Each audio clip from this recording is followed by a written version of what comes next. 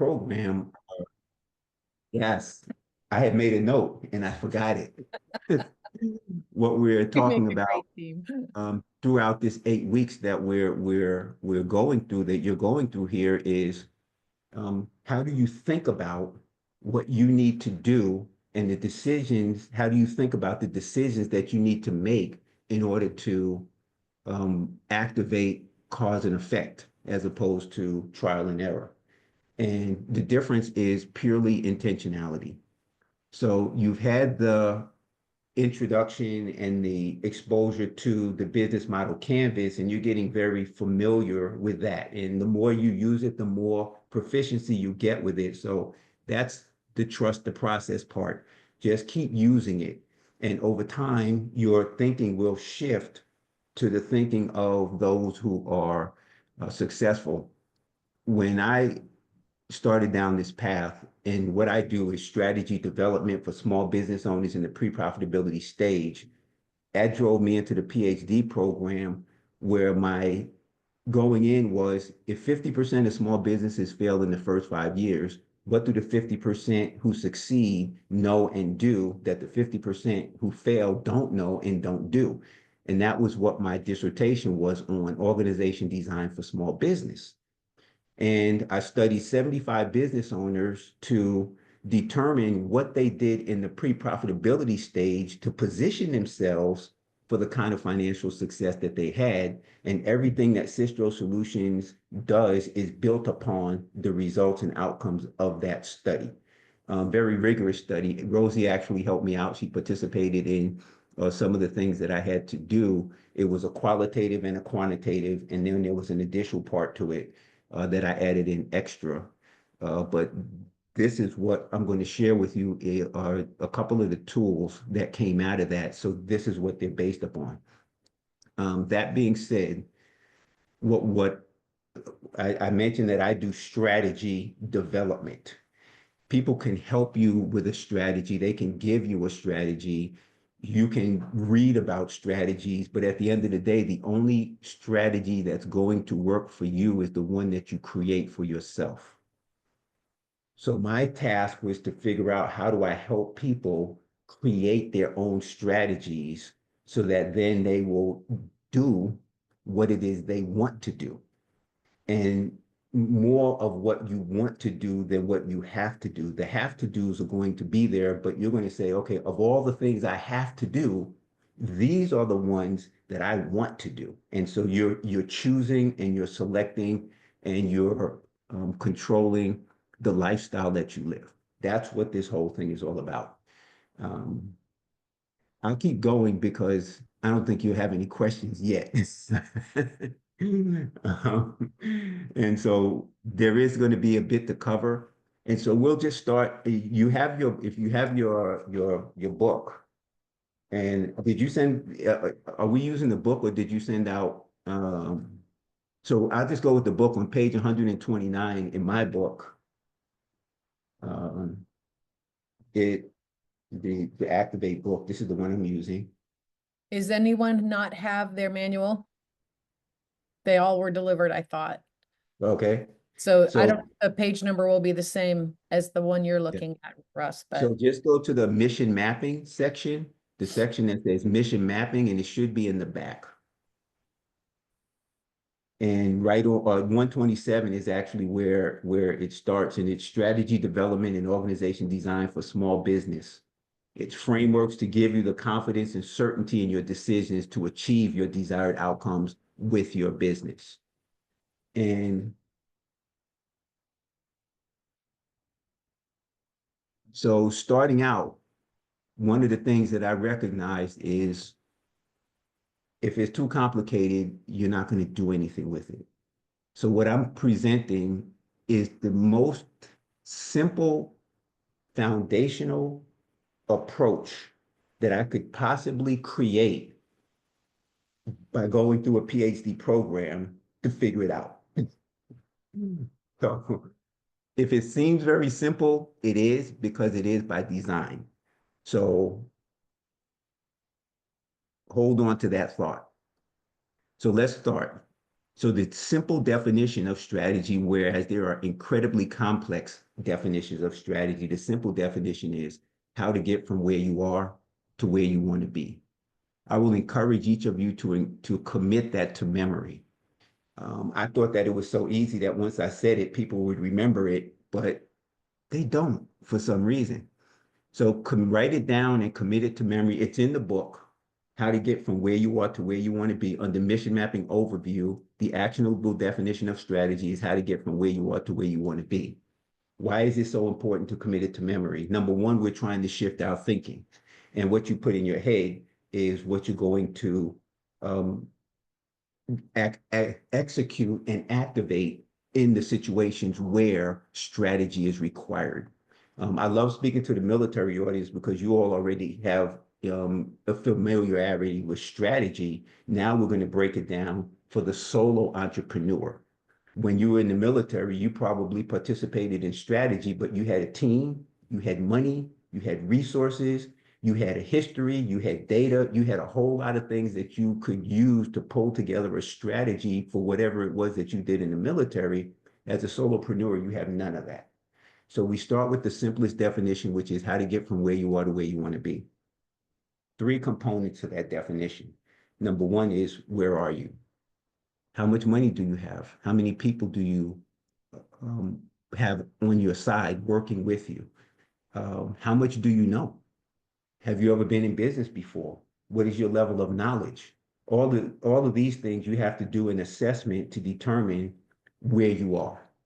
Then one thing that many business owners do not do is to figure out, where do I want to be? Why am I building this company? How much money do I want to make?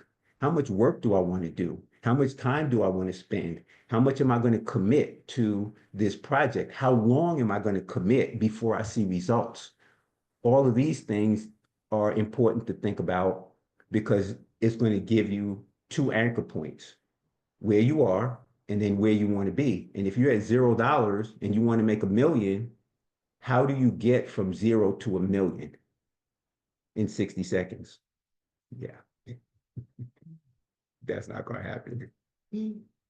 Um, and then the work part of it, if I want to do a particular thing, if I want to make money, and you can look at your business, this is where your business model canvas comes in. If I want to make money, who are going to be my vendors, my suppliers? What's going to be my product? What's my value proposition? All those things you did with the business model canvas now come into play because those are the things that give you the framework on where you want to be.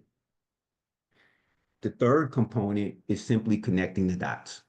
It's the milestones that you need to overcome or achieve or meet in order to move in a measurable way from where you are to where you want to be.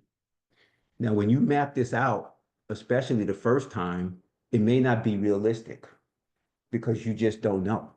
So we're in the process of turning those unknowns into knowns. So you're initially just going to put something down.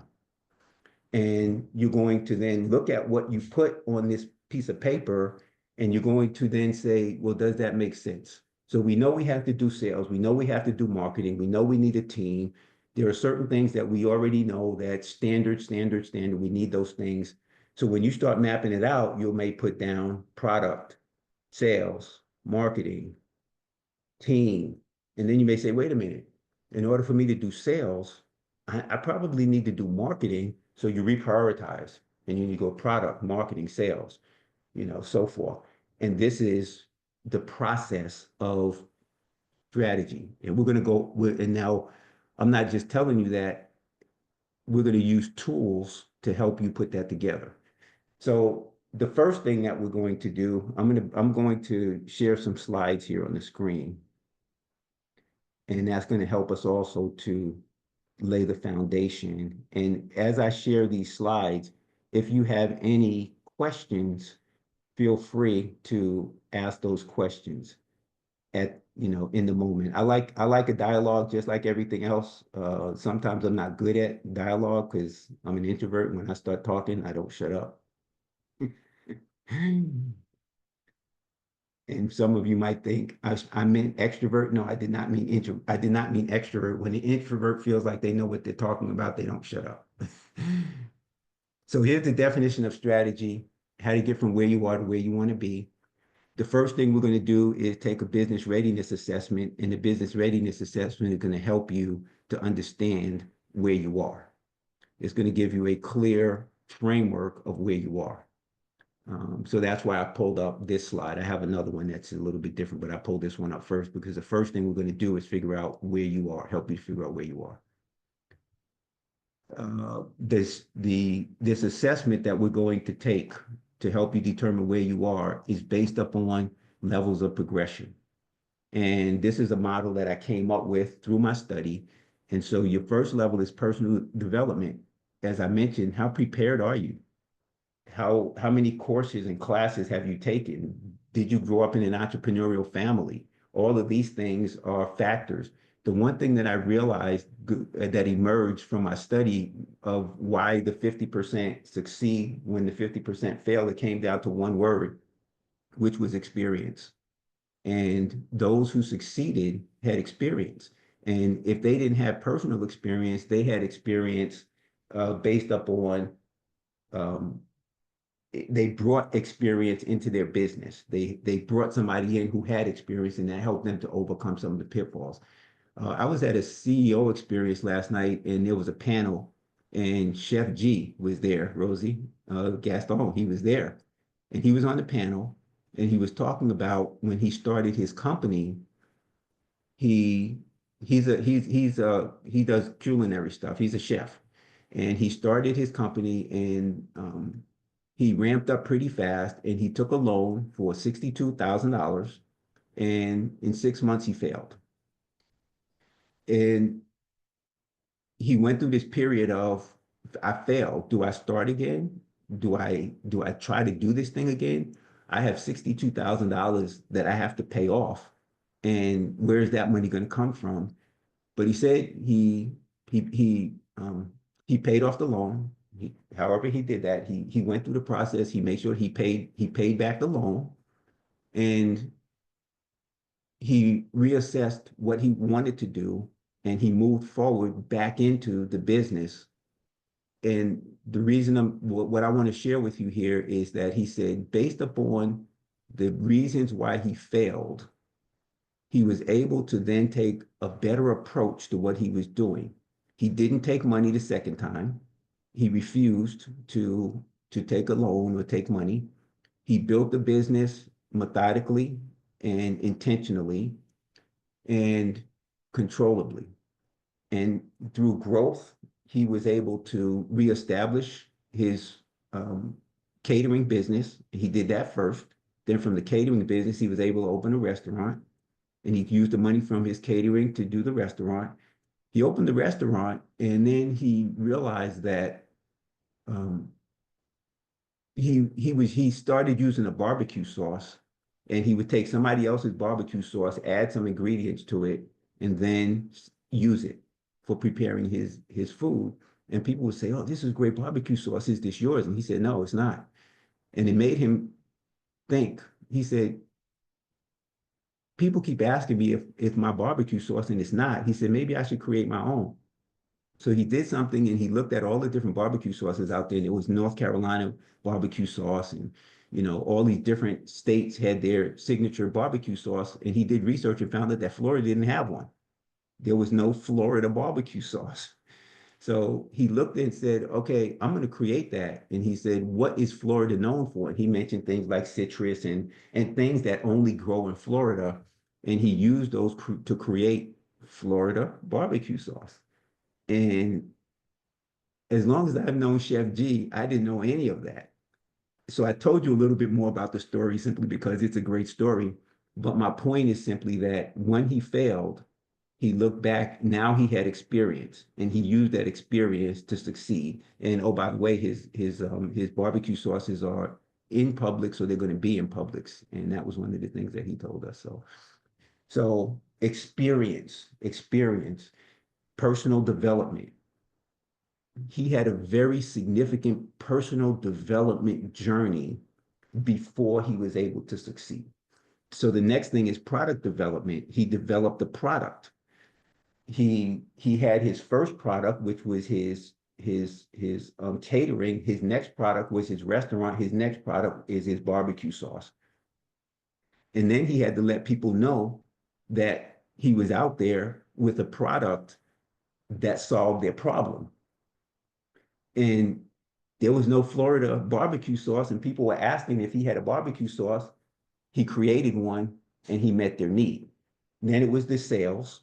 Then it was once you have sales, business development is just sales. Once you have sales, then you have to get more sales. Mass market is simply scaling your company to the point where initially you will be selling to people you know, but at a point you have to start selling to people you never know and will never meet. And then it comes down to infrastructure.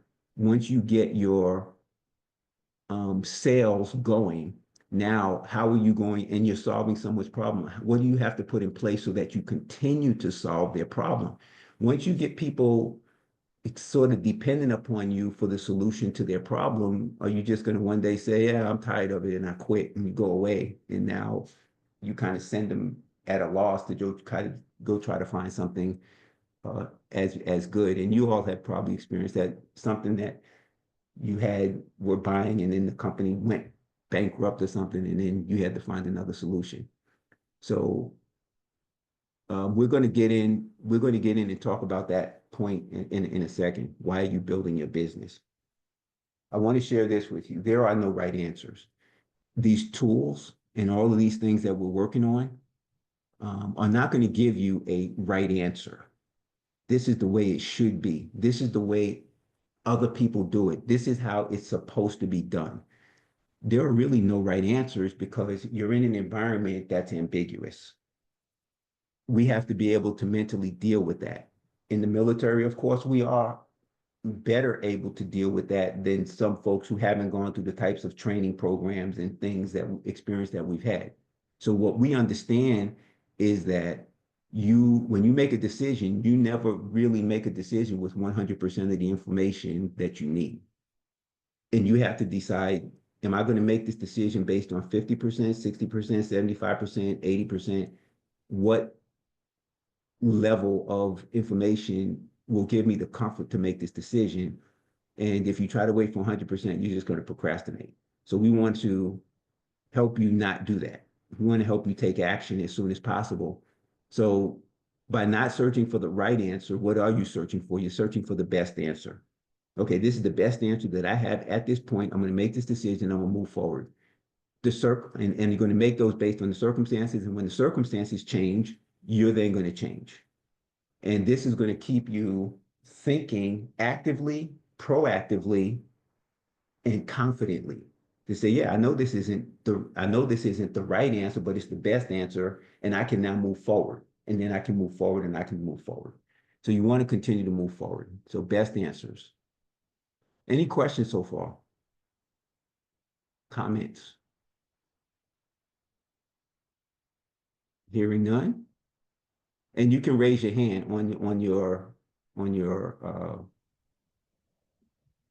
screen there. You can raise your hand if you want to ask a question or make a comment. So moving on to the next thing. And what I'm doing by going through these is preparing you for what you're going to see on the actual assessment. The assessment is mapped to the progression model, and there's going to be two questions. One is going to be, what stage are you in? And I'm only going to talk about two stages because what we're focused in on here right now is profitability. We want to get you to be profitable as rapidly as possible so that you can use the money to then grow and even use the money that you're making to prove to the bank that they should give you more money. So we're going to go through the first two stages. So the first one is pre-revenue and pre-profitable.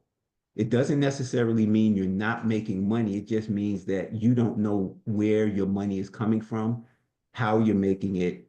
People may be buying from you, but you don't know who they are or why they're buying. So we want to make sure that we get a handle on the revenue that's coming in. And when things change, we can shift so that we can continue to have a stable revenue stream against which we can budget. However, that revenue stream that you have may not be enough income to exceed your expenses, so you're not profitable yet. Once you have that first revenue stream, then you can replicate how you built that first revenue stream and you can build others, or you can raise prices so you get to the point where you are now revenue, you're still pre-profitable. So we work on the pre-profitable part, and when you finish stage two, now you are profitable. So stage three is revenue profitable, not exit ready. What exit ready means is, are you prepared and do you have the things in place for you to sell your business or retire from it? You have to have systems in place. In order to sell your business, you need to have a valuation of that business, which includes tax returns and so forth to prove how much money you're making. Or you have to have a succession plan in place that tells you how you're going to proceed if you're going to, when you get to the point of when you want to retire or leave the company. And that could be, I'm going to hire a CEO or I'm going to groom someone internally to take over for me when I leave. Ashley, I caught you when you were chewing. It's okay. I just had a quick question because it caught me. What's an example of expenses? I hear that a lot when Mhm. you're talking about creating revenue, but making sure Yes, you have enough revenue to cover expenses. Can you explain that a little bit more? Because it's really hard to yes. understand. I'll give you a brief one because we're going to go into detail on expenses. You have your variable expenses, you have your fixed expenses. Expenses are your utilities. You know, what do you pay for your lights and all those things? If you're going to have a lease, that's an expense. You have to pay for materials, you have to pay for labor, you have to pay for marketing. Anything that is money outgoing from your company is an expense. And where is that money going to come from? Is it going to come from your pocket? Is it going to come from a loan that you took? Where's that money going to come from? And you want to make sure that you have enough income to pay all the things that you have to pay. And what I did is to capture my expenses is every time I wrote a check for something, not a, or we don't write checks anymore, but I'm just going to use that terminology. Anytime I wrote a check to pay something, I made a note. I said, oh, I paid for Zoom. I made a note. How much did I pay for Zoom? I paid for Calendly. Oh, I paid for Calendly. How much did I pay for Calendly? And I started to track all the things that I was paying for. And I was shocked at how many things I was paying for. So does that help? Thumbs up. Very cool. So expensive, you want to build your income. And what I do in my mindset is I say, if I'm going to create a recurring expense, I'm not going to do that until I have created a recurring income to cover it. So I say, um, and it could be anything. It could be, okay, I need to pay for Calendly, I need to pay for Zoom, I need to pay for Zoho, I need to pay for these.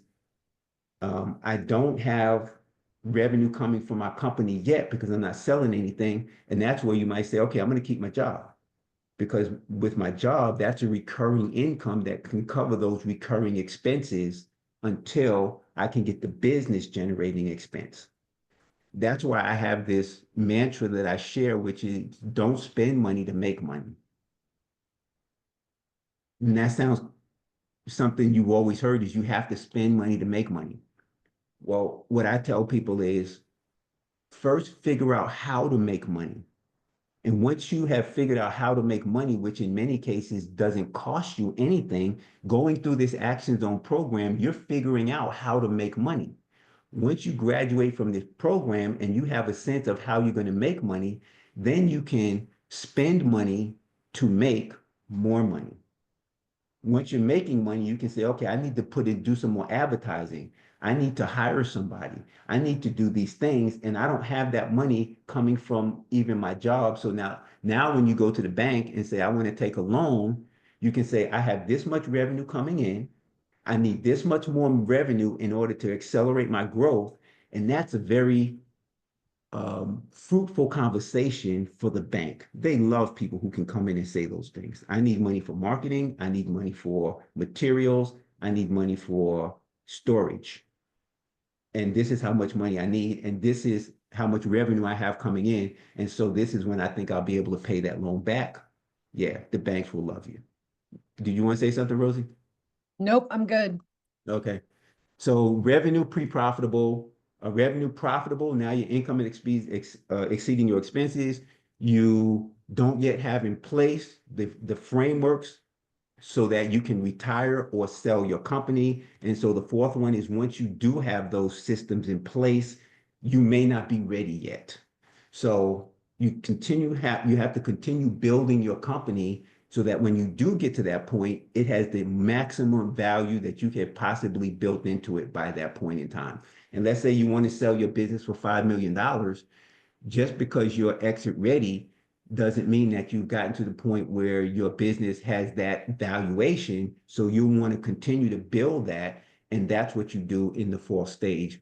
But we're going to focus on stages 1 and 2, pretty much. So again, going back to, are you going to build your business for sale, or are you going to build your business to scale it into a legacy where it's a wealth transfer mechanism for your family or whatever else it may be? And the reason why you have to make that decision is because there's two different approaches that you take. If you're going to sell, growth sucks cash. It takes a lot of money to grow. And if you want to grow fast, you will be more willing to take money from people who are willing to invest because they see that you know how to make money. But when they put that money in, they're also going to take a certain level of your decision making because they're going to say, I want my money back.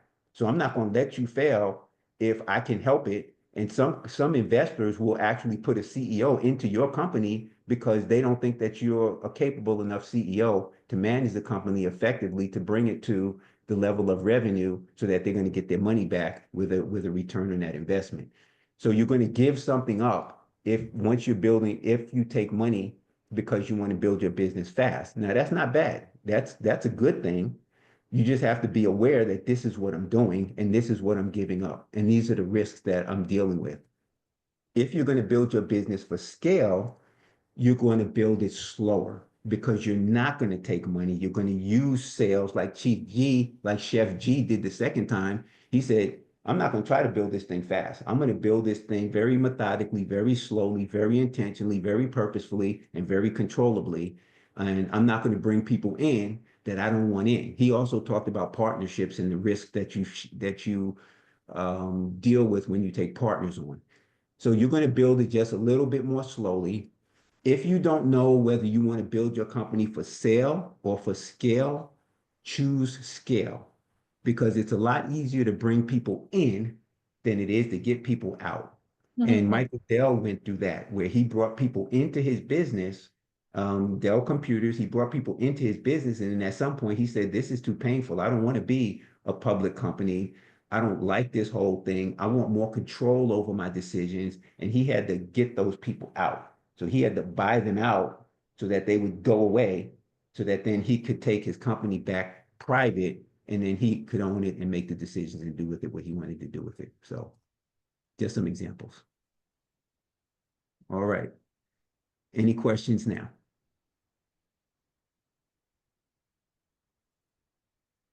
So now we're going to jump into the business readiness assessment. And these are the rules. I'm going to put a link in the chat and I'm going to put a code in the chat. But these are the rules. Strive to complete it in 5 minutes or less. Don't agonize over the questions. If there's 50 questions, and then, like I said, there are other things about are you building the scale and so forth. There's going to be some biographical stuff in the beginning of the assessment. If you're confident, answer yes. If you're not, just answer no. I never seen that question before. I'm confused. I have no idea what this question is asking me. Just click no and move on to the next. Choose the stage where your business is currently functioning. It's either going to be pre-revenue, pre-profitable, or revenue pre-profitable. Choose an option, exit option, sale or scale. Those are all going to be part of that. And I also already mentioned that it's going to be mapped to the progression model. So this is the URL. So go ahead and put that into your browser.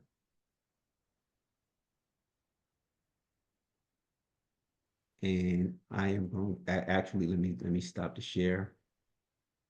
And I am going to hit this. So that's the link right there. And this is the code that you will put in. Now, once you put that in, let me go here. Yeah, share screen.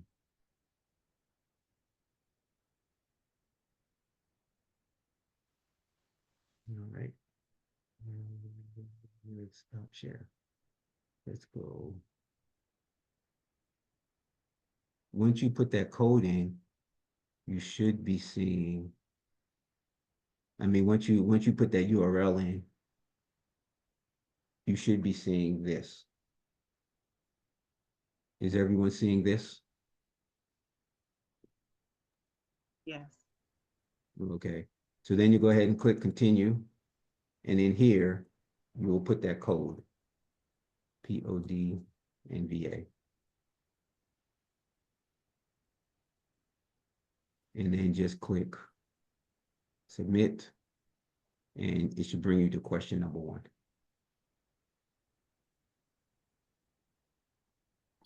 I was given a payment page. Let's see why. Um, did you click on this stripe here? Or did you go down and click on, did you just put a code in? So if you click on stripe, I put the code in and put continue, and it took me to that page. oh, that Yeah, if it you took me to if you that page. Yep. yeah, that means that you might have clicked on stripe here. Let me So try it scroll again. down and just put the code in. See where it says have a code? Put in there POD NVA and then just click submit. And when you click submit, it should bring you right to, it should give you access right there. I got it now. Thank you. I think I pushed Okay. enter when I put the code Yeah, in, okay. and it automatically put Yeah. stripe. Okay. Yes, okay. I'm glad you told me that. There's always improvements that can be made. And that's happened before, and I didn't know, I had no idea. It took me to the payments page. I'm like, why, how? So Yeah, it you looks have like to you have to click submit. submit as opposed to just putting enter in. Correct. Yeah. Is everybody in? Thumbs up if you're in. Awesome. It looks like everybody's on their way. Okay. So go ahead and take it. It should take 5 minutes. Once you get done, it's going to send a PDF to the email address that you used. I'm also going to get a copy of that PDF, and then we're going to go through what that means. So it's 9:49. Go ahead and then complete the assessment, and we'll come back at 10:05 so you can take a quick break after you get done taking the assessment. We'll come back at 10:05. Great. So cameras and audio off. Come back at 10:05.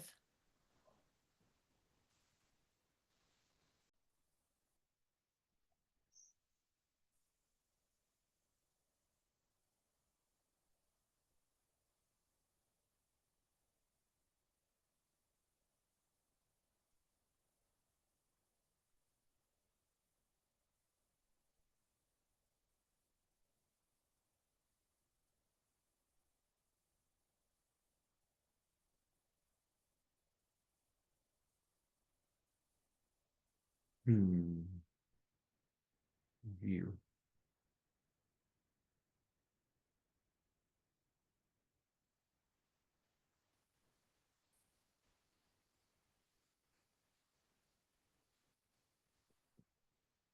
All right, welcome back. I have to try this again.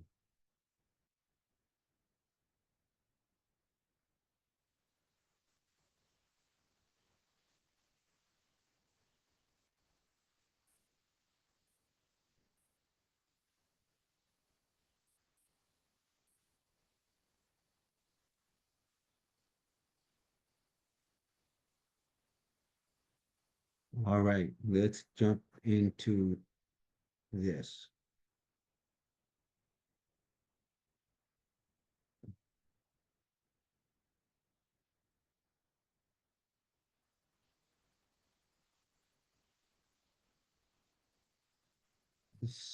All right, welcome back. So the first thing I want to do is assure you that red is not bad. I should probably use orange.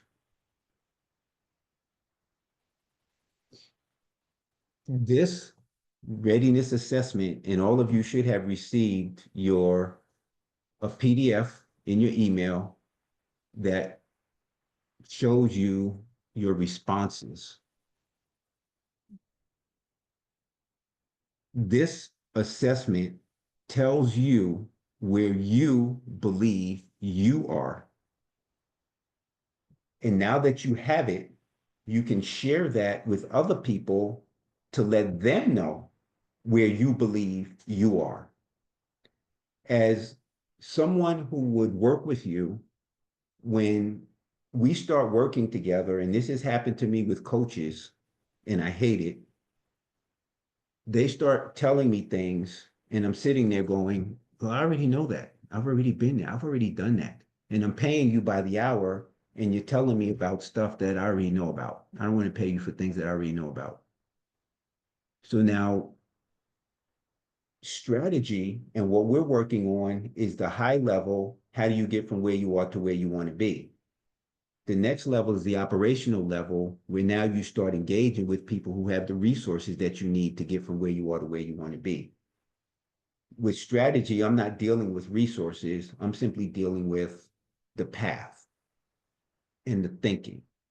So you can take this, and now you go sit down with a business coach who does operational level things, who's going to say, this is the system. And if you apply the system in the way I tell you to apply the system, you'll succeed. And my job is simply to hold you accountable. That's pretty much the coaching model. But when you sit down with that coach, you can say, okay, I've done this, this, this, and this. This is where I want to start. This is what I need you to help me with. You have a mentor, excuse me. You sit down with your mentor and you pull out your business readiness assessment, either or not. But basically, you can look at your business readiness assessment, let's say before you go to a meeting with a mentor, and you can say, you know what, this question right here, I'm not quite clear on that. I want to talk to my mentor about that. And I want to ask him or her some questions about that particular thing. Red is not bad. Green says, I already know all this stuff. I'm good. Red says, I don't quite think I'm ready. I don't think I know this yet. Let me ask some more questions. Let me dig into this piece a little bit more. So now instead of you just trying to shotgun spray, figuring out how you're going to build this business, now you can be very intentional and purposeful and say, I want to spend some time doing some personal development, or I want to spend some time doing some product development. And so how you use this all gets us on the same page regarding your starting point, very personal to you. Green, you're comfortable, red, you're uncomfortable. And so once you have this, now you ask yourself two questions with this readiness assessment. Is it necessary to turn this red to a green? One of the questions in the assessment is, have you been in business for 2 years? You can't turn that red to a green until you've been in business for 2 years. Did you grow up in an entrepreneurial family? You can never turn that red to a green. So all of the reds do not have to be turned to green. Part of your reflection process is to say, is turning this red to a green necessary? Do I need to spend my time on that? But this, remember, is based upon me having studied 75 business owners who took their businesses from 0 to $100 million in annual revenue, and what they did in the pre-profitability stage to position themselves for that type of success. Now, you can position yourself, but you can never guarantee that you're going to have success. But the better you position yourself, the better your chances are of moving forward in a methodical way to your own desired outcomes. That's a mouthful. Short answer, you're going to do what you want to do. You're going to do what you have to do, but you're going to choose to do the things that you want to do. And this will help you. You're now in control. You're now proactive about how this stuff works. So you should all have received something that looks like this in your email. If anybody has not, just raise a hand.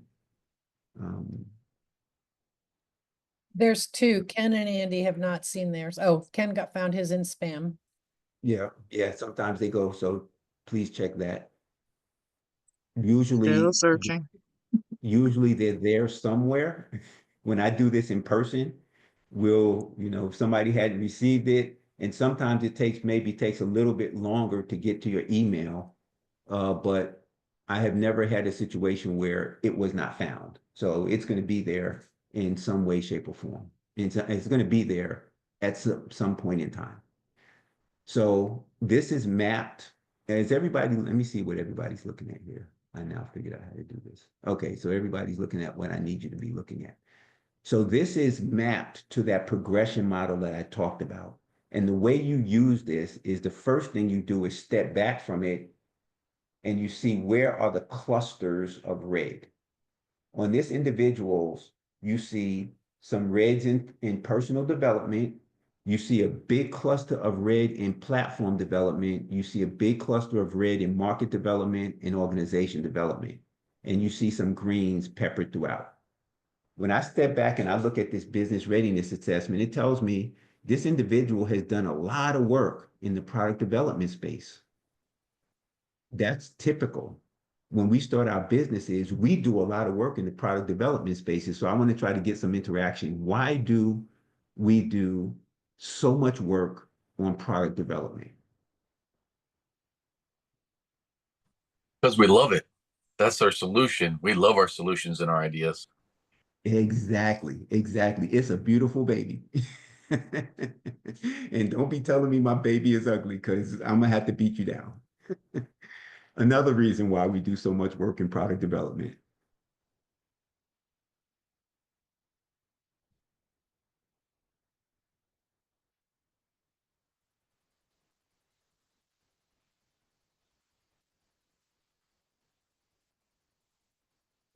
No guesses. Because that's what's going to make us money. That's correct. That's absolutely correct. Another one.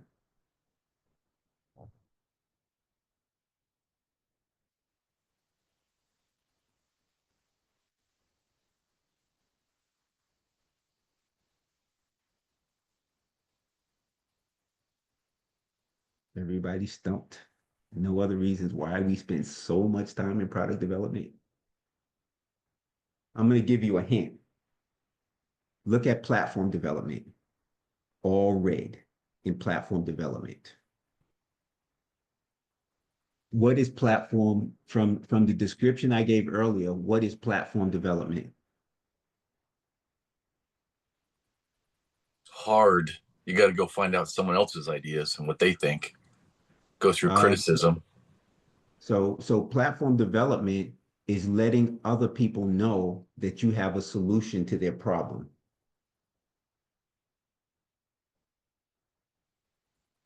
So when you look at platform development, what has this individual not done?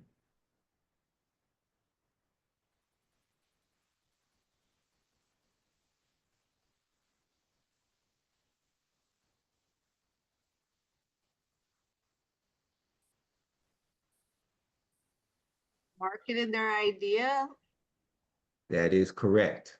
like gotten They other haven't told, people. they have told no one that they have a solution to their problem. Right. And why do you think? Yeah, they What's haven't that? sussed out what the problem is or who has the problem. They just have the solution. No, their product, they've done all the work they need to do in Right. product development. They're Right. So clear they on have the what they solution, sell. but they haven't found the people to let them know that this is your problem that I've solved for you. Correct. Absolutely correct. So why are they continuing to spend so much money on product development?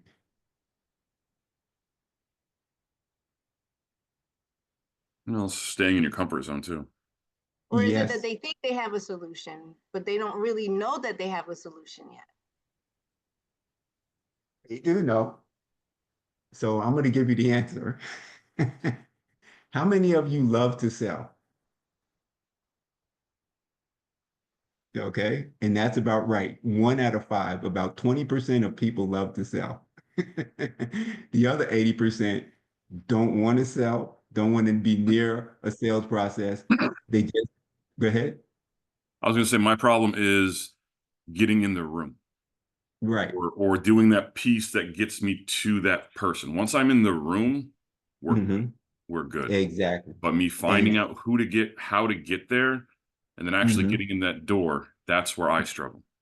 Right. Exactly. And while you may take that as a challenge and go, I'm going to get through that door. When I Mhm. see a door, my goal is to get through it and I'm Right. going to figure it out. Right. And that's a very energizing challenge. And you probably succeed at a fairly good rate because you're creative, your mind works that way. Well, me, I see the door and I look at the door and I feel the door and I test the doorknob to see if the door is locked or it's unlocked. And I walk back to my car and I have a sip of a drink, and then I walk back to the door again. And then I decide I'm going to come back and look at this door tomorrow. Maybe it'll be open. Mm-hmm. Mm-hmm. And what I'm kind of making a joke, but really people the people who don't want to sell, who have the fear of selling, who have the lack of confidence in selling, they work on their product and they work on their product and they work on their product and they work on their product because they want their product to sell itself. They want the product to be so good that everybody's just going to flock to it. But do people flock to a product? They don't. So you're going to have to let somebody know that you have the solution to their problem. So that's why this individual did so much work on product development and then all of a sudden looked at this and goes, oh my God, you're right. I go, no, oh my God, you're right. Because now you see that you need to move on from product development and start doing these. But it doesn't just leave you hanging because now you've looked at this and you've assessed that I need to move into doing some product development work. So what does that mean? Do you have brand recognition? Can you describe your avatar? Do you have an agency who does your marketing, or are you a member of any type of business supporting organization, such as Action Zone, such as the Entrepreneur Collaborative Center, such as the Chamber of Commerce? Do you participate in any specific networking activities? Do you go to events that are networking events? Do you have a specific set of network? I was at a CEO experience event last night. There have been 10 of them that have been executed, and I've been to 9 of the 10. I don't miss that event if I can possibly be there. Do you have a networking strategy? One of the reasons I go to CEO experience networking event is because it's all about capital. And I needed to understand how to raise capital, and I needed to connect with people who are in the capital raising industry. So I never miss because I'm learning about raising capital. I'm meeting people who can provide me with capital, and I can get into a very good comfort level when it comes time for me to pull the trigger. So do you have a networking strategy? Why are you going to networking events? You work on these things and you're going to begin to have conversations with people about what you do. You're going to make people aware of the solution that you have, and eventually you're going to begin to connect with people. Um, so this individual also indicates that they have these yeses in business development. That means that somebody is buying from them. But what it means is that those are people who probably know them already, maybe as family, friends, acquaintances, somebody who they met, but it's not controllable yet because do you have a clearly described written sales process? No, I don't control my sales. I have some, but I don't control that process. Do you have a variety of pricing packages? No. That means that people are just buying because they like me or because they need what I have. But I'm not in any control of my business development. Market development confirms that by saying, I don't have more than one customer. I don't have repeat customers. So all of that now is confirmed. And then the organization development, I can't even get to organization development yet because I don't have any money to do these types of things. So this is the way you use this. You step back and you look at the big clusters. You identify what that big message is and what it's telling you. And then you dig down into the questions specifically to say, which one of these questions am I going to address? And for this individual, my recommendation would be figure out what brand recognition is. Ask a ton of people, what is brand recognition? How does it work? Do some research, do some AI stuff, do some whatever you need to do to figure out what brand recognition is, you want to do to turn that red to a green. Can you describe your avatar? Figure out what an avatar is, why it's important, what do you have to do to identify that, to describe that, why is it important, and figure that out. So now when you sit down with your mentor or your coach, you can say, I want to work on brand recognition today. Tell me about brand recognition. How do I do that? Now you're not wasting time on the effort of making all this happen. Make sense? So what I'm going to do very quickly here is, let me see what we have in the chat. Yellow for caution. Oh, is that something else? What was the No, that comment was about when that? you said that you should change red to yellow. I mean, to, Oh, okay. I'd To say orange? change it to yellow because the stop signs, traffic lights are yellow is caution or pay attention. Yeah, and yellow makes me speed up. Well, that's a personal problem, Russ. I know. Sometimes I make it, sometimes I don't. So what I want to do here is I'm gonna stop this share and I'm gonna go to this and I'm gonna start the share again here with this.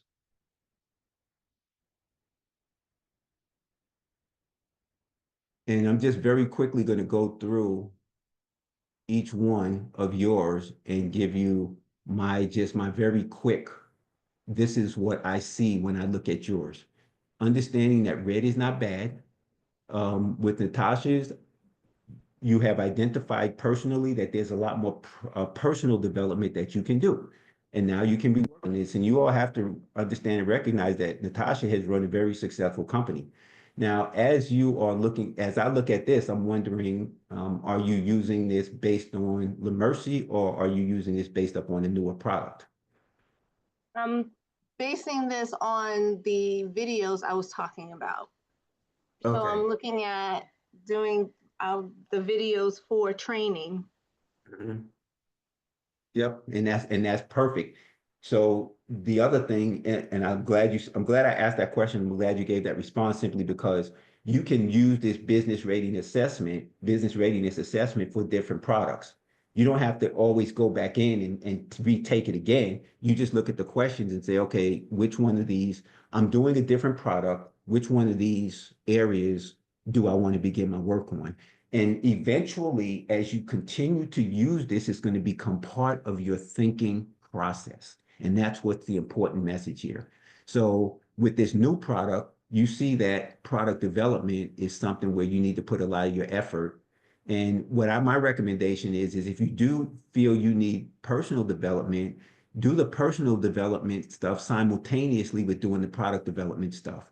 The other thing is that you don't have to go product and then platform and then business and then market and then organization. You can do some organizational development stuff. You can do some mass market stuff. You can do some business development stuff simultaneously or out of sequence. It's just that if you do certain types of business development stuff, before doing platform development stuff, you may have to go back and redo the business development stuff.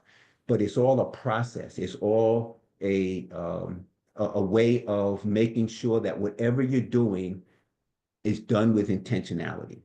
So it's a very flexible document. It's not, you don't have to go 1, 2, 3, 4, 5. Use it as a tool. And again, maybe I should take the numbers off, but it has to be This is executed. a whole different, element compared to what I did before. Yes. This is Yes. totally different, totally different, totally different. So that's Natasha's. This one is Amber. And you can see your personal development, and everybody is unique. Everybody has a very specific, it's almost like a fingerprint. So these are the greens that you have. You can do some more work in product development, and then you need to launch into the platform and the business. And as you do your platform development, you should see some of the business development things starting to turn green, and then the mass market and so forth on down. Any questions on yours, Amber? No, no questions, but I liked how it showed me, where our focus could be. So, Correct. This is where you are. mhm. And this one is Chandler, and you can see all of the greens in the personal development. You've been in this space, you've done some things, you feel confident in all of these areas right here. These questions up here, have you been in 2 years? Did you grow up in an entrepreneurial, and have you owned more? This just basically goes to that experience question. Now you have identified for yourself, well, I don't have the experience. So now how do you mitigate that? Do you just take the 2 years and gain the experience on your own? Or do you go contact someone else who you say, okay, I want to bring you in because you have experience in doing these things, and together we can collaborate and partner, and I can accelerate my ability to build this company just a little bit faster. And you have to ask those questions. You can ask those questions for yourself. You identify that you could do a little bit more work in the product development area, but your platform development is pretty good. You've been talking to people about this, locking them in the room, not letting them out, getting them on a cruise so they can't get off the ship. And you've also done a lot of the organization development work. So again, it's not so much strictly about sequence as it is about filling gaps. Sometimes you can say, oh, I've already done these things. Once I go back and I fill these gaps, then I'm going to start to see. And when I get to that point, I'm going to be so much further ahead because I've already got those things done. Good one. Dr. Business Barnes, readiness. is there anywhere Yeah. you would tell me to go to my mentor next with my assessment? With yours, yeah, product development. Okay, Go to thank you. product development and say, this is what I'm offering as a solution to my clients, but I'm not quite sure this is as clearly defined as it needs to be. What are your thoughts on how I can more effectively define this solution so that then as I move into platform development, my message is becoming more effective and connecting with the people who need to hear it? And then can you guarantee results 100% of the time? This is one that is based upon how do you set expectations. If you set the appropriate expectations, you should be able to guarantee results 100% of the time. If you say, I'm going to help you make $1,000, you can't guarantee that. No way, no how. But if you say, I am going to help you create a written sales process, and with that process, you're going to be able to generate $1,000, the expectation is that I'm going to have a written sales process. 100% of the time, you can deliver a written sales process. So it's the setting of the expectations that would drive you to answer that yes or no. Now, this is the hugest benefit of this business readiness assessment is this brief conversation you and I just had. You want to have hundreds of those conversations around your assessment. That's the purpose, and that's the point. So let's go to Andrea. So you notice that you have a lot of red. Now, again, red is not bad. Red just says, these are all the things I need to work at. And you can say, okay, I have a lot of things to work at. But now you can say, okay, where am I going to begin my work? And what I might recommend, say to you is because you are starting out, and I'm not sure where you are with Gifted LLC, because you are starting out, you may say, you know what? I need to be patient. It's going to take some time for me to do all these things. So I need to make sure that I have revenue to cover my bills, to cover anything that I want to do to build this company. You may want to start with personal development. I started my personal development when I was still on active duty. I would go to the Small Business Administration and take classes on my lunch break. You may say, you know what, let me do some personal development work. Let me take 3 months, do some personal development work, and then let me jump into, and at the same time, let me start looking at the product that I'm developing. So let me do these two things. Let me do that for the next 3 months, and then you'll be in a much better situation moving forward. Any questions on yours?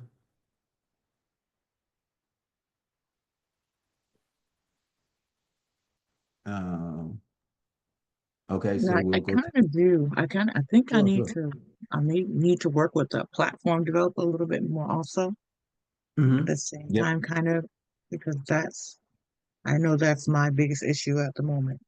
right. So, um, do you have a clearly defined and effective solution? Before you start on platform development, I would at least turn that one to a green.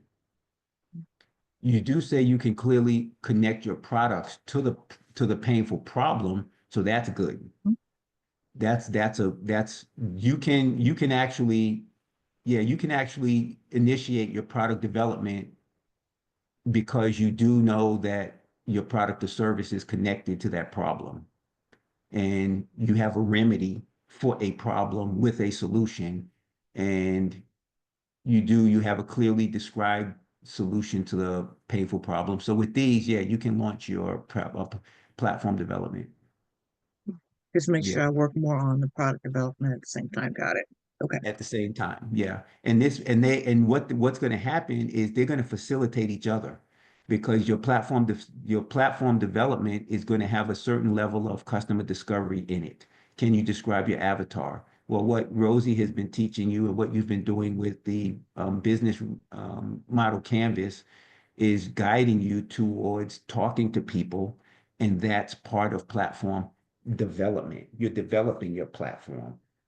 A platform could be speaking from the stage. A platform could be social media. A platform could be advertising. A platform could be TV. A platform could be public relations. How are you getting the word out? How are you letting people know? So a platform, your primary platform is going to be face-to-face conversations, which is customer discovery. All And I right. think So my AP, she did give me a process of getting some mentors. So thank yes. you. Yeah. Yeah. So use this when you sit down with those, and you can either bring it with you and show them, or you can just, I print mine out. I have it on my wall, above my desk, and then I just look at it. Brittany Castonguay, she was at the networking event I was at last night, Rosie, and we're having a conversation. And she says, well, I have the business readiness assessment on my wall, and every once in a while I look at it and I go, which one of these am I going to address? So she's still using it, and it's been several cohorts since she went through the program. So now let's go to Keisha. So you have lots of green, and this shows that um, you are talking, you have a firm handle on the product. You are talking to people. You do have people who are purchasing from you. And so now you're in the space where you want to start scaling and increasing and improving your client acquisition, so that now you are selling to people who you don't know, Yes, if sir. that's possible with your product. If it's not possible with your product, then you would need to look for different ways to scale financially, like raising prices. But that's what I get from what I see in yours. Any comments on that? No, but this is very enlightening. So thank you for this. Awesome, awesome. And then the final one that came in to my box is Ken. And so again, there's some platform development things that you've identified. There's some product development things. You are talking to people. You do have a clear perspective on how you sell. And now there's the mass market, the organization development, all those kind of things. So you have a very good foundation to build on in terms of what you've already done. Any comments on yours? Yeah, a lot of these things I said no because they're sort of in progress now. Yes. They're in the work. So I'm working with my sensei who also owns 2 dojos now, and as I mentioned before, we're looking to make mine not a franchise but an extension of. So it'd kind of go under his moniker, but it's going to be separate and unified. Mhm. So what we're doing is we're working on a plan for marketing. We're working on a plan for who to go get in front of. We're working on a set curriculum, so that way every single school for teaching has the Mhm. same exact curriculum base. So that way, no matter who's teaching, no matter we hire people down the road or whatever it is, you walk into any of them, they're all teaching the same stuff. So there's that symmetry. Exactly. But it's all in the construction stages now. And we're hoping to have it all done within the next 6 months to a year. Yep. I want to go into this as quickly as I can, but quickly as I can with, I can't think of a good word. I want to go in with a strong representation behind me. Like everything's written down is clear, and I have a map, a roadmap. Exactly. Exactly. That's And that's that's the what this plan. whole thing is about. It's about being methodical in the Yeah, process, but it's difficult to be methodical in the process if you don't know what the components are. So right. the business model canvas, along with the mission mapping. Now we're going to jump more into the progression side of things, but everybody's pretty clear on how to use this, and that's very important because this is the first. Now everyone has completed the first part of this definition of strategy. You all now have the anchor point of knowing where you are. Now we're going to jump into the part that says, okay, where do you want to be? And how are you going to get there? So we're 10:30. So for the next couple hours, we're going to go work on that. So now I'm going to give you another URL that I'm going to put in the chat.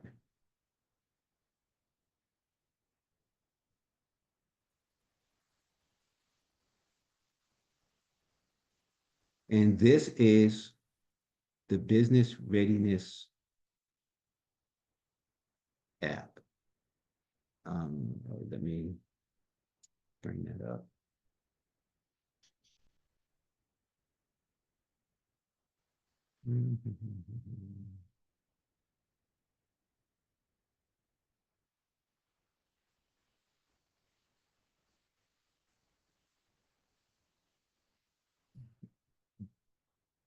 Let's talk about this for a quick second. Now, what I'm sharing with you here, when you put the link in, you should see this page.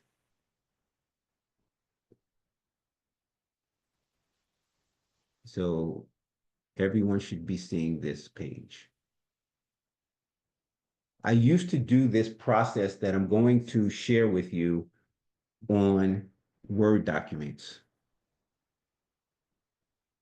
Well, we're all evolving in our businesses and we need to continuously improve. So I took those Word documents and I had them coded into an app. And that's what we're going to use for the rest of this today. So follow along with me and we'll talk through and we'll walk through what we're going to do now. Does anyone not have access? So everyone, I'm assuming, can get into this part. If you can't, you can just follow along with what I'm doing. All right. So go ahead and create your account. And I've already created an account, so I'm just going to go ahead and open mine and put my password in.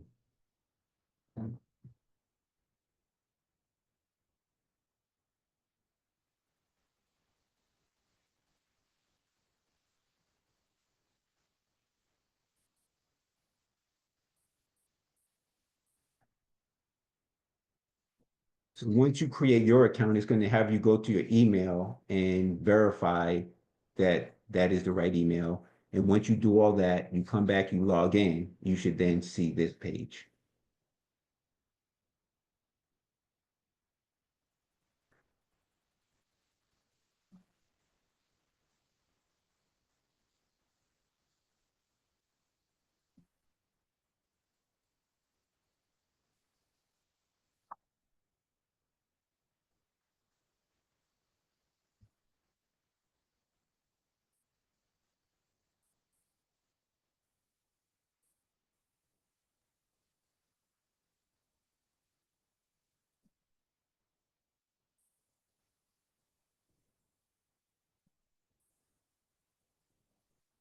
And put up a hand when you have, or give me an indicator when you have gotten to this point.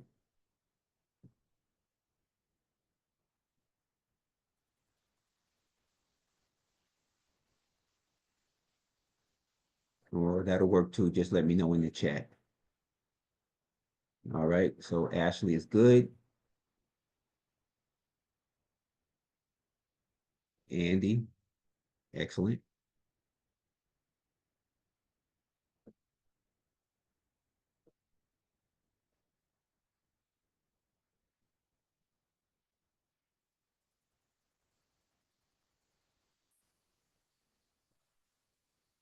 Now, what we're going to do is when we go through this, there's going to be a lot. It's a lot involved in it.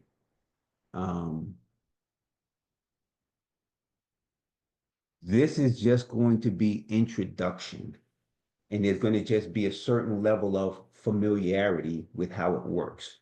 You will not master it today. You will not gain proficiency on it today, but you will have access to it so you can go to it anytime you want to make updates, to make adjustments. It's a tool that the more you use it, the more effective it's going to be to guide your thinking and to help you to make decisions. The good thing about what you're looking at on the business readiness assessment in terms of the regs is as we go through this part of it, you're going to turn a certain number of those regs to greens just by going through the revenue development strategy stage. This is going to conclude with a written sales process. So for those of you who don't like to sell, I turn that thinking process on its head as well. So I say, for those of you who don't like to sell, don't think of selling. Selling has a component of persuading someone that you have a solution to their problem. But we don't like to be sold.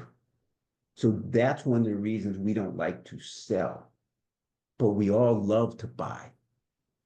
And when we buy, the way we buy is we shop. So we go look at what's available and then we make a choice and determine where we're going to spend our money and what we're going to spend it on. In some cases, a salesperson can help us make that decision, but in some cases, you walk into the store and there's the person who's there and they come up and say, "Can I help you?" And you go, "Leave me alone.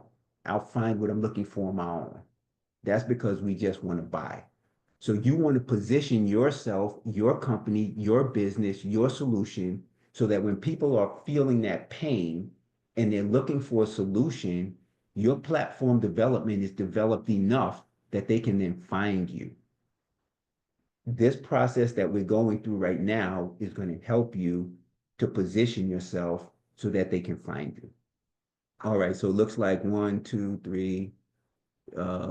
Okay, so most of you are in. I'm going to go ahead and jump into it and get started. And again, this is going to be a conversation.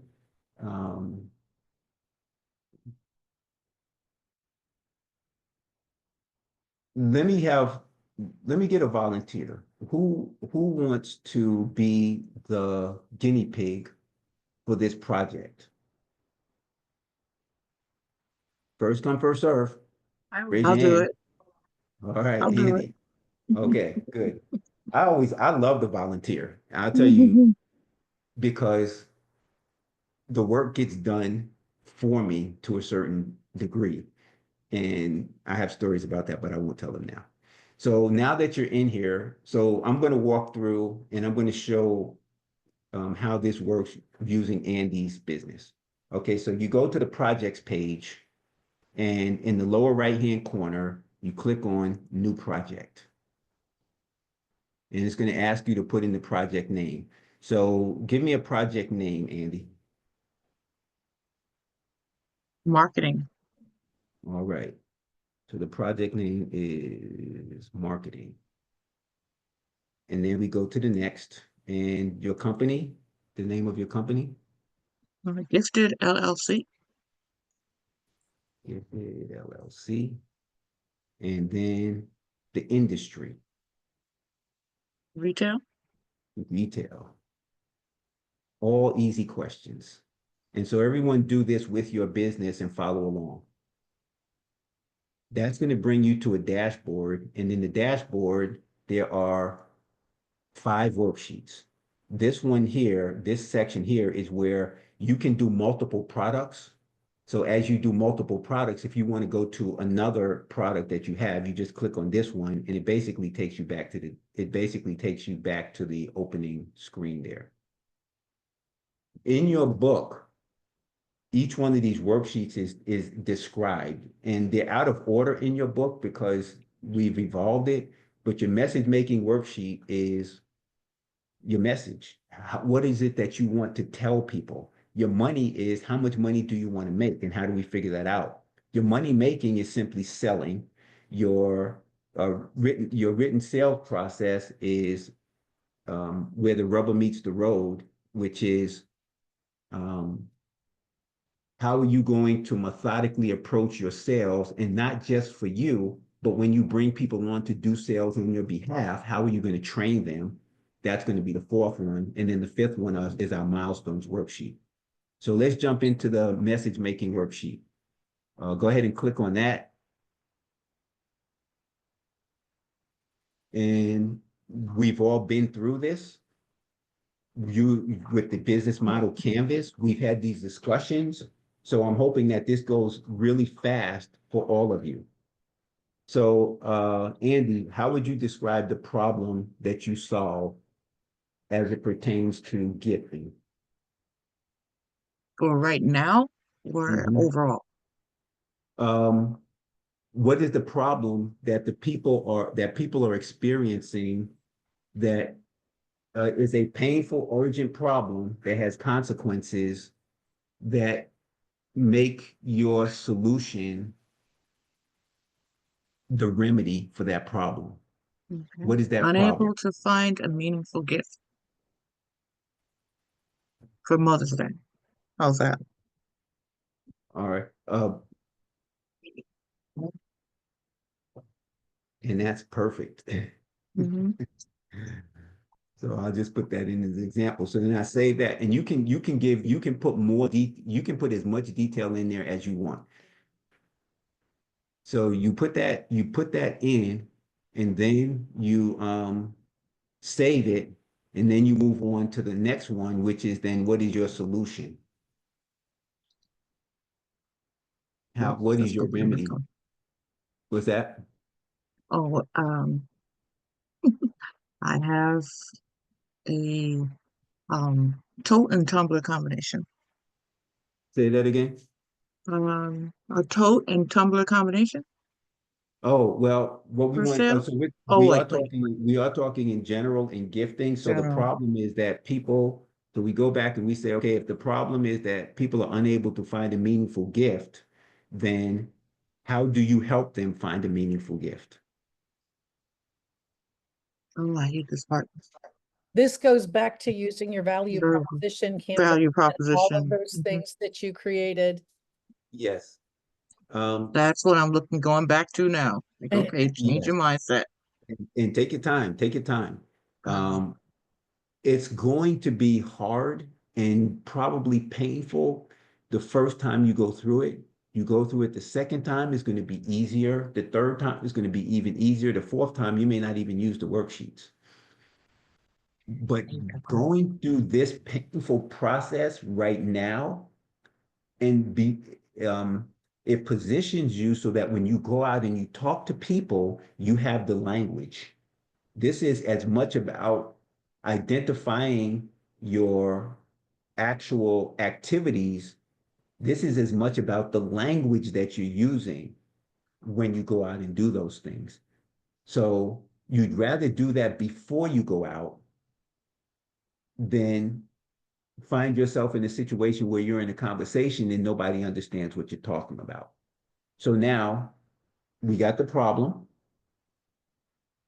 unable, and each of you Right. should go through this with your own business, unable to find a meaningful gift. That is a huge problem for me. I have no clue how to go. I'm not a shopper, and I have no clue how to go about to find a meaningful gift. And when I was in my younger years, I used to feel obligated to do it. And now I don't. So people haven't gotten gifts from me for years. So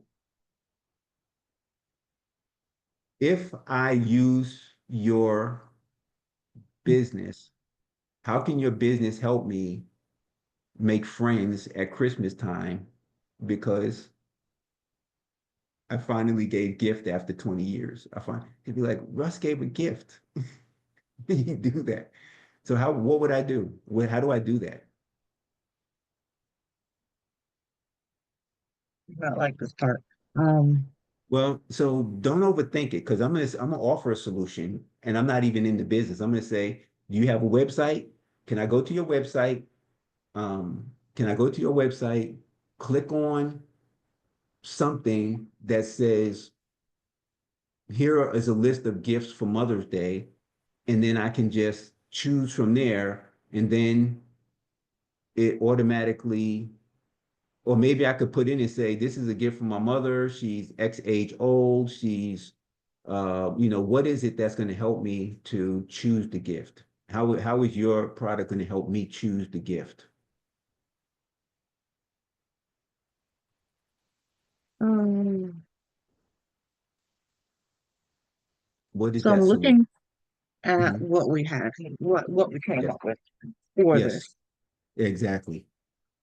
And remember this, we're turning unknowns into knowns. So you don't Right. have to know right now. You just give us your best guess at what you think it's going to look like, or what you hope it's going to look like, or what you want it to look like. So there's no pressure. There's no pressure on you at this stage. This is the stage where all the pressure is off because it's a safe space. You're around people who can Right. help. And if you want, we can do this in a way where we can kind of, um, maybe others can make some suggestions. Um, um, a flow of fresh, unique ideas. Okay. Yep. Flow of fresh and unique ideas. Um, that's good because that's one of my problems. So, unable to find a meaningful gift, but also no idea on what to choose for a particular person. So just by you suggesting what a particular solution might be, I could go back and update the problem. I forgot to hit save. Fresh and unique ideas. Um, will you do anything to help me actually get the gift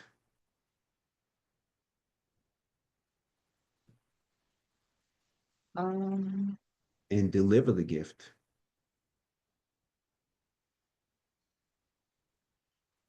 Will I do anything? Yes, would your company do anything to help me actually purchase the gift and purchase the gift? Can I purchase it in some way or shape?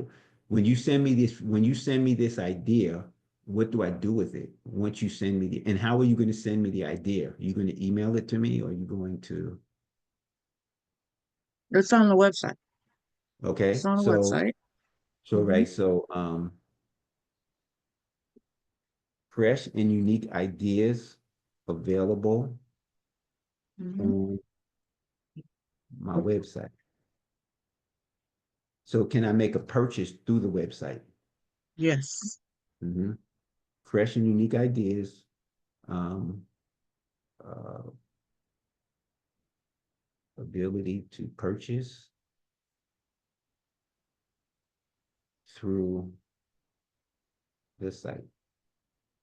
It doesn't have, and you can stop there. It doesn't have to be huge. You just want to have some starting points. You just want to have some things that you can now have conversations about. So what are the skills that you have that make you the individual who can create this solution and deliver it? Oh my God. Skills, abilities, skills. Do you like to shop? Yes. Okay. I love to shop. What's another one? Um, so um, you can say uh,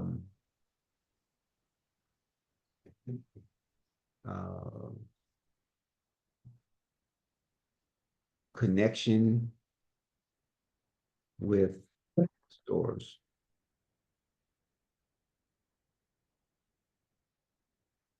You know where, you know where to find the products.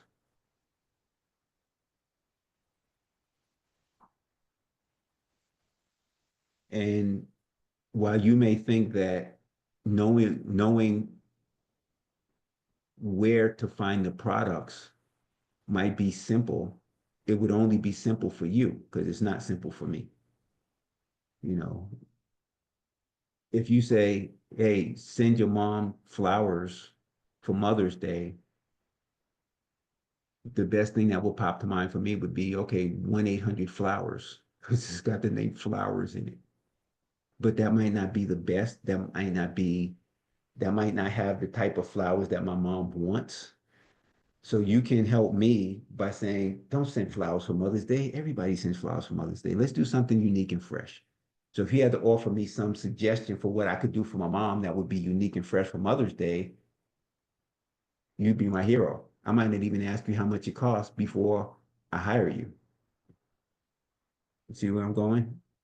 So you have connections with stores you love to shop. So the product. Now we get into the product name. Um, you have to package your solution in a way that people can buy it, can shop it. So what is your website called? What is the name on your website? Gifted. I'll Okay, see. Gifted. Mhm. so the product is gifted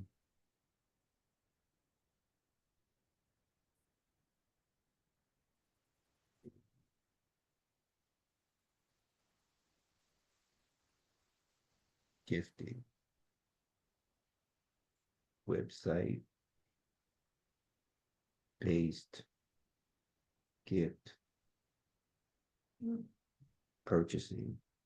And in this, though, I think the delineator to differentiate is that it is advice-based gift purchasing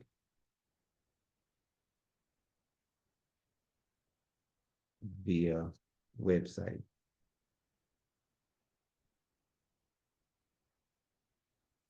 And then how much does it cost for someone to participate in that program? Is it a membership, No, subscription? no. Um, So I don't give advice. I actually provide the product. okay, so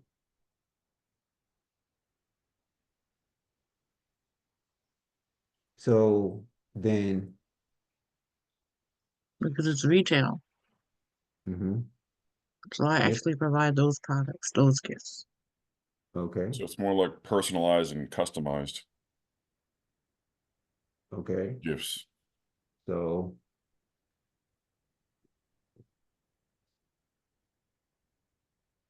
personalized gift purchasing via website.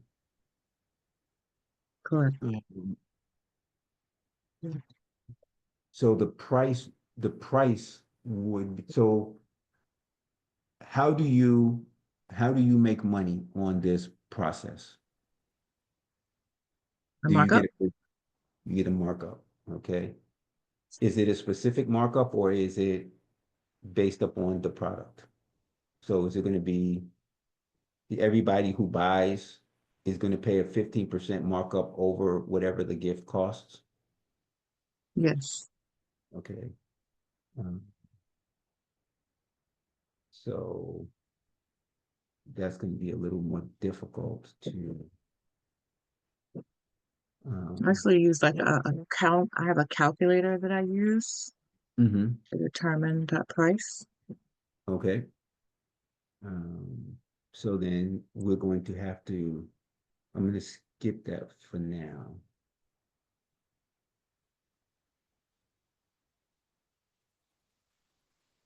Oh, it's not gonna let me. So I'll just put $10 in there. So then we go to the next, and you can have multiple products in here. And then we go to the next and we say, what is your product offering? And the product is offering, remember that the product is just a solution, is offering, Peace of mind. mhm. So ease of purchase, Mhm. um, peace of mind. This is actually going to go somewhere else, so we'll say we'll keep that thought. Then we go to the next, and this is the unit of sale. Um, you don't necessarily have a unit of sale. Would it be like a physical item? Yes, it would be. So when we talk unit of sale, we're really talking your basic unit of, so later on, we're going to get into profit and loss. And when you get into profit and loss, you want to say, how many items of X do you need to sell in order to hit a certain amount of revenue? Um, so unit of sale.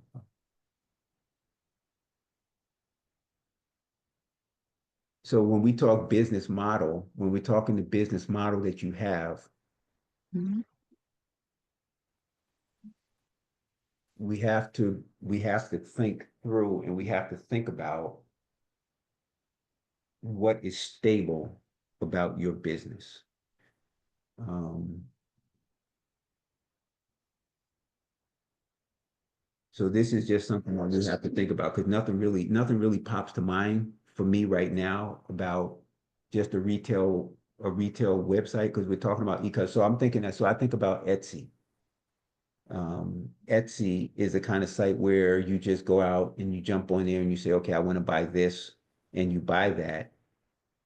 And there may be a fee associated with that purchase. You don't have to have a membership. You don't have to have a subscription. Amazon. So let's take a look at Right. Amazon. So Amazon as a business model, um, what would be the unit of sale for for Amazon? And in thinking about that, I'll probably have to say the unit of sale is the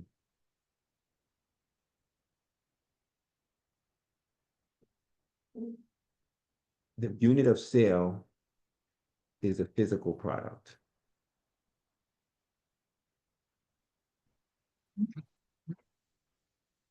And the price for that unit, it's variable it's based on by unit. So there's really not too much I can do in here. We'll have a challenge figuring out how you're going to determine how you're going to hit your top line revenue. That's the next worksheet that we'll get into. Now, when we talk value proposition, there's the value proposition that you put onto your business model canvas, but this one is going to be just a little shift of a mindset because this is focused on your message, what message. So business model canvas says, what is your tangible value proposition?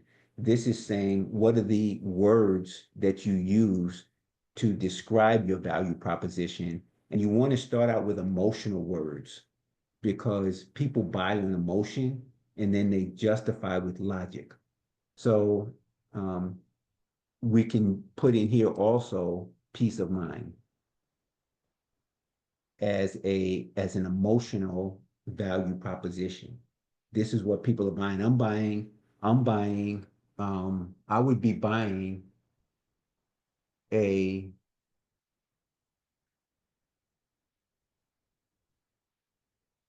solution. I would be buying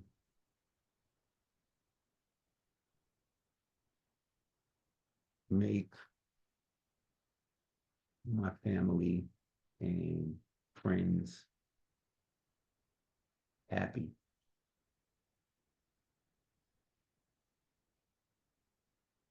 That's actually what I'll be paying for. And then you get into how did this help people make money? It may not. You can put an A in there if this is not a business where it's helping people make money. You can save money by purchasing in a single location and not having to run around to various stores.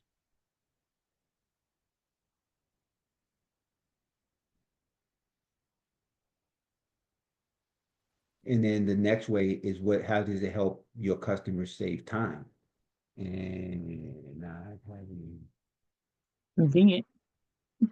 exactly.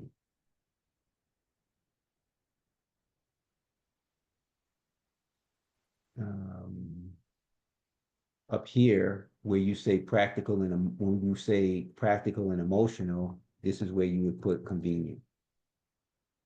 Convenience.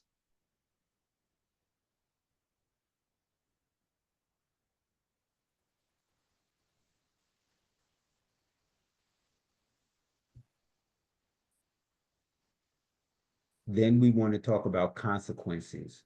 What happens if they don't use your product? If I don't use your product,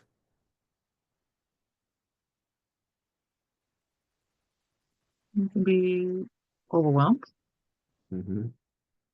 I continue to fail to provide gifts.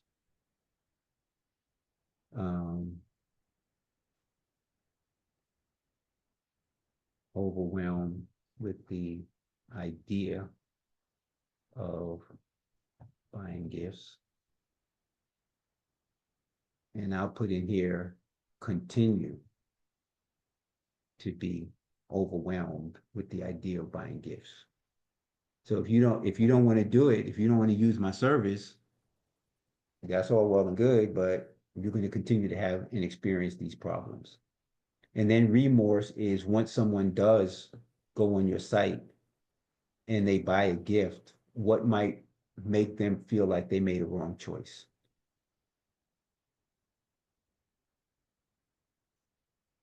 Well, they shouldn't feel that way. Obviously, if you're giving them the right gift. So that's the thing. May not feel confident that the gift was the right gift. Because you say you're not offering advice, you're just providing gifts. So you say Mother's Day, go to this website, here's all the possible Mother's Day gifts you can choose from, but it's then up to me to say, okay, which one of these gifts do I want to choose? And now I'm in the same boat.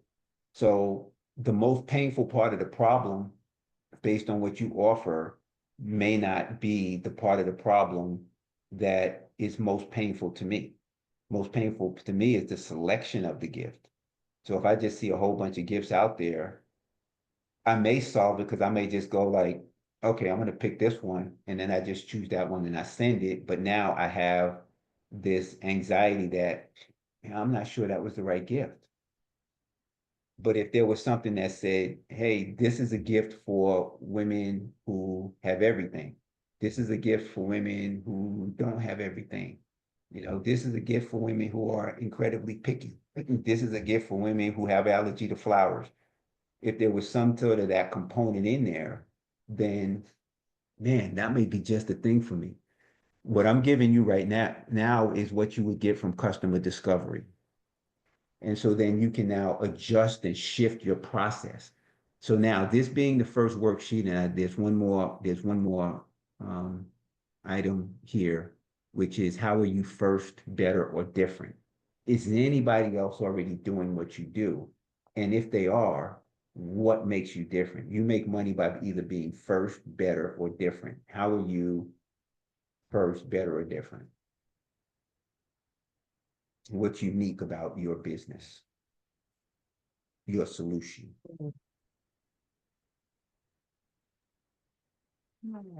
Part of it is the fact that she can do fully customizable things for the clients. She can utilize, you can send a picture of your mom and you can make t-shirts with your mom's face on it with all kinds of different, backgrounds, things like that. She can turn it into anime. There's a lot of real personalized customization there. Okay, so then That's the different, I would say that's the different part. So let me go back to that. You put your daughter's face on a basketball because she's on the basketball team and she's graduating. It's a graduation gift with a bunch of bedazzle on it and everything else. So then It's very unique. when we're talking, so then we have to go in here and in here. No, not here. Let me do that as that.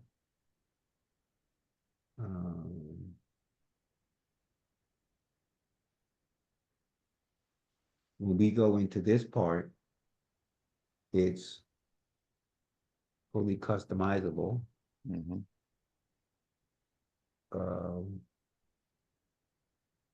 Gift created for the individual. That makes more sense. Personalized t-shirts, mugs, caps, whatever it is that you have in terms of a product line, you can now begin to flesh out in here. So this right here, now that just gave me a whole different perspective on your business model.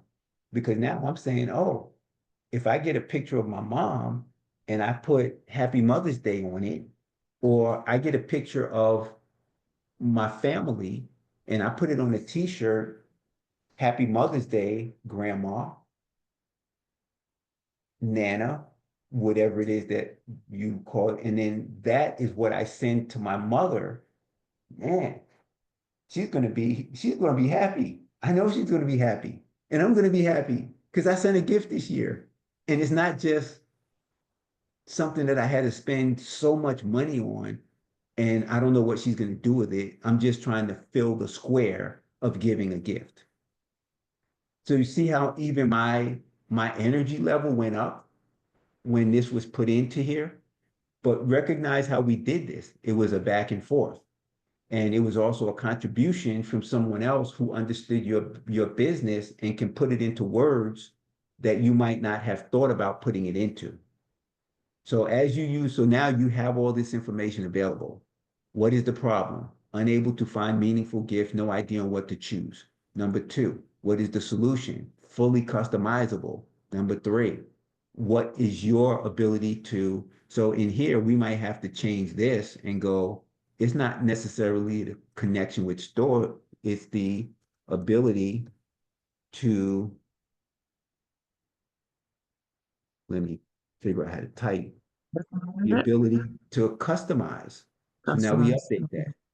Right, that's that's what you're doing. And so now we go back to the next and we say, okay, the product is now actually, I would even change the product and say, just get rid of gifted and just say it's personalized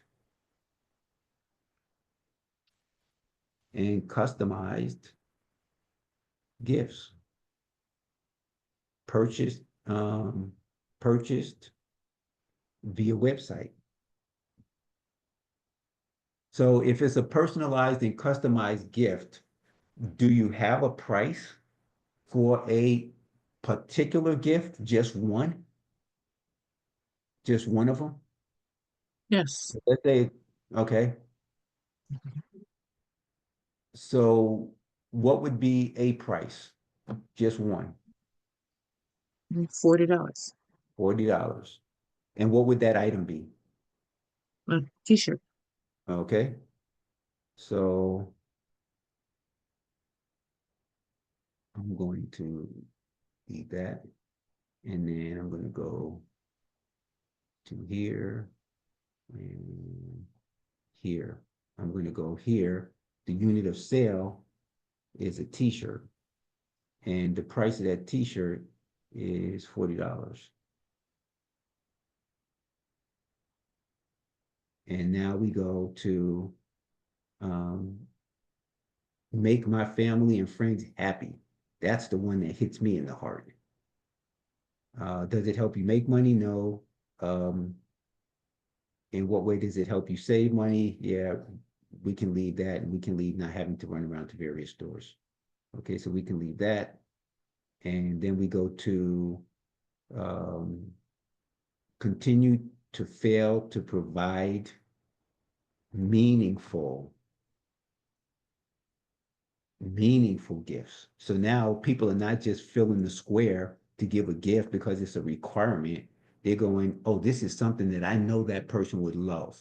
And that's what really prevents me from buying gifts, is because I don't know if they're going to love it. I don't want to waste my mind. I don't want to waste my money. I don't want to waste my time buying something that somebody's just going to sit on a shelf simply because the commercialization of a holiday says that we have to do this.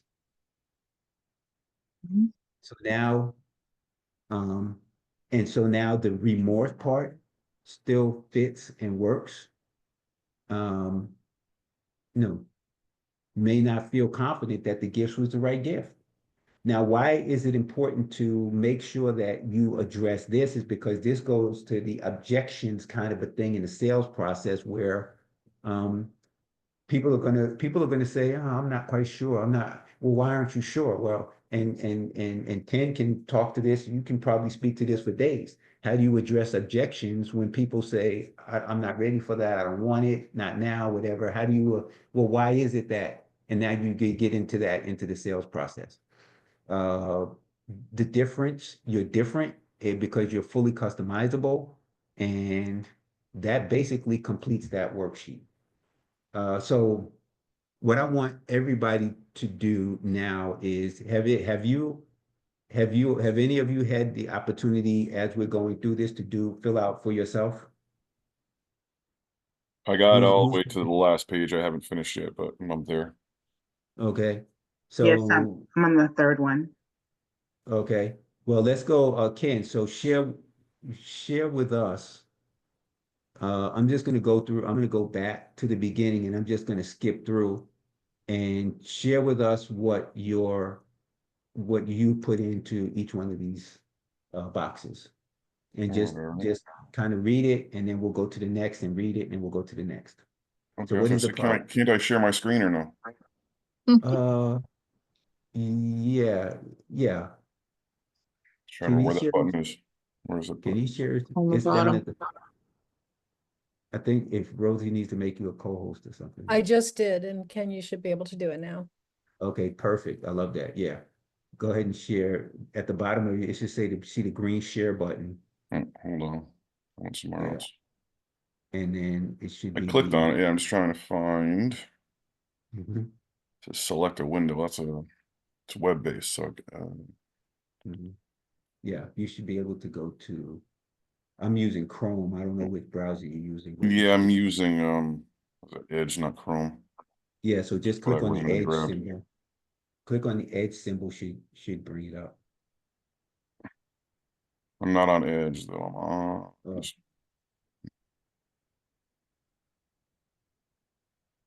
This is where I need our 15-year-old so that I can do this quickly. Totally understand that. Can you see that? Can you see my screen? I can. All Perfect. right. I just need to know now how to go back. Just keep clicking the back button. Yes. Uh, Or you can Yeah, just click up yeah. top where the circles are, Yeah, where the go up to the numbers and the one. circles are. Yeah, up at the top, just click on the. just click right there. There we go. Okay. Yeah. Perfect. Okay, so yep, the problem is low self-esteem, lack of confrontational ability. Yes. Forgive Okay, the next. spelling. I was multitasking. No worries. Do I have to resave it or do I don't have to resave it, right? You don't have to resave it. Okay, sure. So the solution, the remedy is teaching. Yeah. And then go to the next. Sure. Perfect. So go back to number 2. So you have teaching mental and physical abilities, but what your product is, but what you're teaching is martial arts, right? Yes, but a lot of it Okay. really, wow, I heard my voice on her computer. That's good. But a lot of it's not just about physical. A Mm-hmm. lot of it's really teaching mental toughness. Preach a Mm-hmm. lot of that, and it goes to every aspect of your life. You're in a tough meeting. You're Mm-hmm. having not an altercation, but like a discussion with somebody, and you need to rationally and critically think about it to be able to navigate your way through it. Mm-hmm. Something really bad happens in your life, and you have to deal with it. So it Yeah. helps to increase. That's the mental part of it. What I mean. Also, Mm-hmm. also the mental awareness. If you're in a confrontational environment where someone's trying to do something, you can try and talk your way out of it, de-escalate, and get out of there Mm-hmm. without it coming to physical. It's kind of one of Mm-hmm. those. I don't want to say like think of it more like Miyagi, but it's like I Right. want you to feel confident that you can both physically and mentally, I don't want to Mm-hmm. say defend yourself, but that's the gist. Mm-hmm. So I would expand on this a little bit to say teaching mental and physical, teaching mental, More awareness. yeah, teaching mental, providing mental capability to address, providing, because what I'm looking at, so the problem is inability to deal with confrontational situations. The Mm-hmm. solution is in the problem. So you can say if the problem is dealing with confrontational situations, the solution is um, dealing with preparing myself to deal with those confrontational situations in a mental and a physical way. Um, so you provide the mental capacity to successfully address confrontational situations and the physical capability to protect oneself. So what I'm doing is I'm just trying to expand on the language a little bit more for clarity Sure. and Absolutely. specificity. Uh, Confrontational situations, that's good. And then maybe the next one would be physical capability to protect oneself. And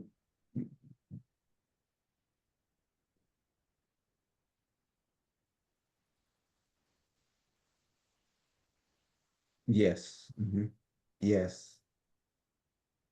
And this is one now, I'm just gonna have you save that. So shouldn't this be meant? So I should put mentally right there then, yes? So yeah, Preparing I took people mentally out of it. So now it's to preparing people. mentally, It's really mentally and mentally, physically. right, exactly. Preparing people mentally to address confrontational situations, correct. And then physical. And now I'm just gonna have you save it and move on to the next, Sure. because now you can go back again at any time you want, and then you can really hone in on that and say, what is, and then as you're having conversation with people, they're gonna give you better language, and now you can do the back and forth of finding the language that connects most rapidly and effectively. So keep playing with that. So we're going to Sure. go to the next, and this is perfect. So we can go to the next. Um, Perfect. Yep. Nothing to add there. Um, what is, yep. Good. Contract. So yes, the unit of sale is a contract, and the price is that. So that is a package. You sign a Yeah, it's contract. 150 a month, right? That's my Right. expectation. Right. Exactly. So now you go to the next, and the message, this is what they're getting. Knowing myself is better equipped to defend. Yep. Defend and protect. Growth. Yep. Okay. Here, what we're really talking about here is Money making the purchase. I'm cus following. yeah, the person who is receiving your product. So you might say in here that in what ways does your business help your customer Oh, generate revenue? because they get So merch. No, I'm kidding. yeah, so it could, so for your customer, it would probably be NA unless they were going to open their own school. Right, right. Okay, I misunderstood that. No, and so you can put NA in there. I just put NA in there so it's not empty. Yeah, that's perfect. In what ways does your business help your customers save money? Contract discounts, referral incentives, perfect. You might put referral incentives up in the make money. Oh yeah, that's true. Yeah. So we take that one out of there and put that up and make money.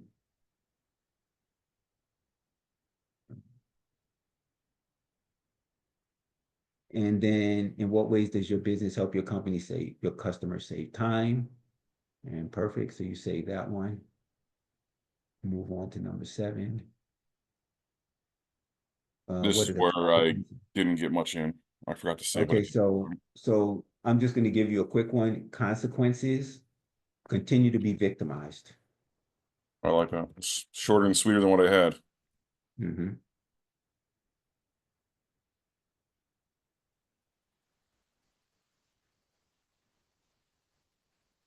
And then in remorse, uh, fear of ability to complete training. They signed up for it, but now they're scared to go to class.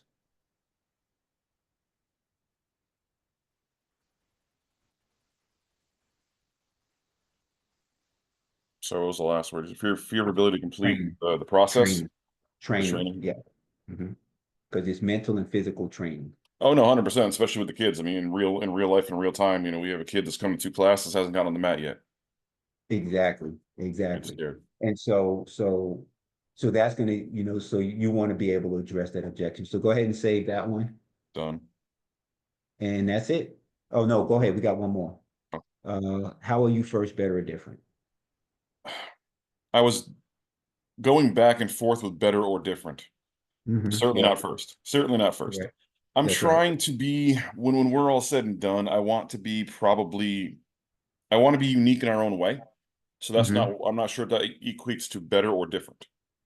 Because obviously Uh, martial arts is, in a whole, martial arts is what it is and it will be perceived for what it is. mhm. But I want to make sure things are fun. I don't think anything I'm going to do is going to be completely unique because People have been doing this for a really long time, and there's a Mhm. whole lot of different things out there. So I was kind of, now that this is in front of me, it's kind of one of those I'm not entirely sure. Probably Yeah. better for the local market, Oh, I guess would be the. right. So we can kind of leave that blank for now, but now you can sit down and you can very intentionally and purposefully go and you Right. can look at other, martial arts companies and say, well, what are they doing? What is That's it that I can do differently and how can we be different or better? Maybe that's it's to say, okay, everybody's doing this, but the way we're going to do it better is because we're going to have um, a curriculum that addresses this challenge in this way. And not many others are doing it that way. Everybody else just is like, okay, everybody else in martial arts, they just throw the baby in the deep end of the pool and say swim. What right. we do is we have a little floaty and we put floaties on their arms so that they can have a better adjustment to what it is that they're trying to do. And this may be something that you haven't thought enough about yet. So now the process of thinking about it is going to help you to uh, explain and describe why somebody should come to you. This is what I talk about when I say positioning yourself so people will buy from you. Because somebody who has the inability to deal Keep with going. I'm listening to you. confrontation and they're being bullied at school or their kids are being bullied at school and they now go looking for a solution that if you are aware enough to know where they are and to go where they are, you can potentially sell to them, but you may not know where they are, but you know they're shopping. So you Right. can position yourself so that they will buy from you. And Yeah, that. exactly. My plan, once I finally decide on a physical location where the actual dojo is going to be placed, Mhm. I want it to be strategic, but then to your point, I'm going to very intentionally um, do my own investigating of whatever the closest dojos are. Right. What are they doing? What are they not doing? Where are the holes? Right. I have a bunch of stuff I've written down as like a kind of an R&D sort of Mhm. approach to this, so that I can Yep. be, again, to your point, unique in my bubble, in my circle. I'm unique. Yep. Perfect. Perfect. So, okay. So now, I'm going to go back and take the share. Yep, I know. Thank you very much. Excellent. Excellent. And now we go to the next worksheet, which is the money, the money, the money. So the Hmm. first one was, I said, there's two things that you have to address.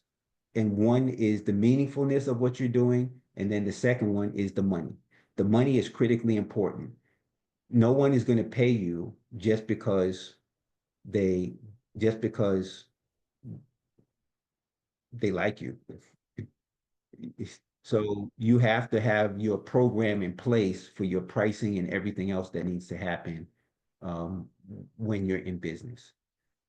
So there's a couple of things here. Now, once you've done that, you can go to here and you can click on to the hamburger up top and make sure you are looking at what I'm looking at. Okay, perfect. And you can click on list projects. This shows you the list of projects. I go back in here, I go up here, I go back to the dashboard. Um, I open up the message making worksheet. I come up here and then it shows page view. Let me go to list view. List view. So I can go to list view and I can see the same worksheet, but it's on one page. So I went through it step by step, but you can also do it using this page view. And then you can also download it as a PDF and print it. So I'll just show you what that looks like.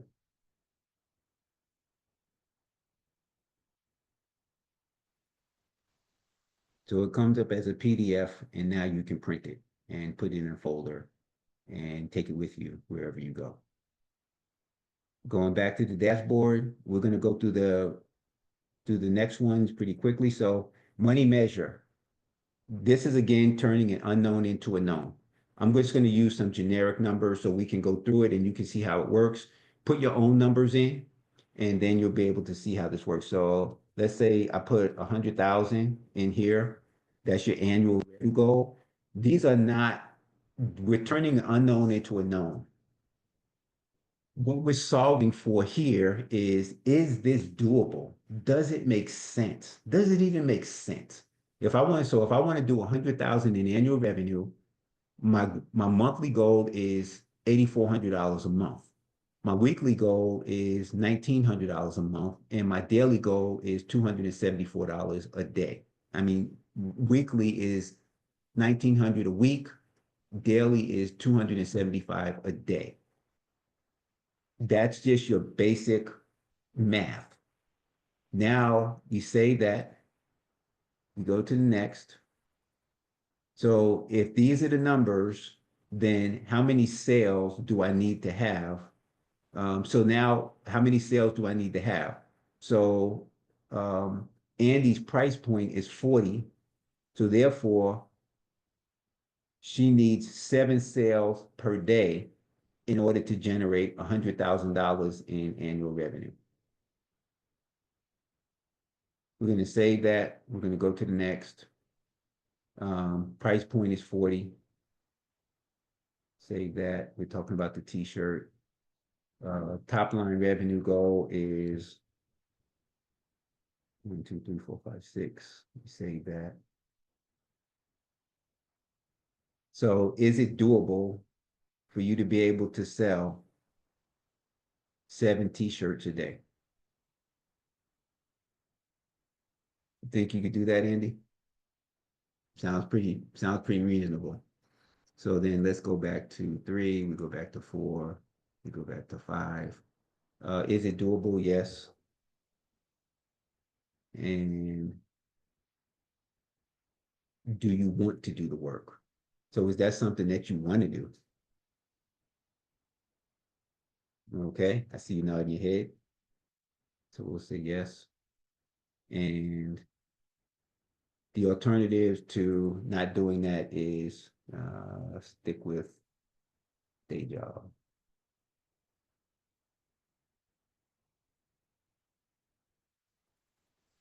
And that's pretty much that worksheet. But the benefit and the intent and purpose of this worksheet is this part right here. If this is how much, so if I want to do 200,000, that means I need to do 550 a month.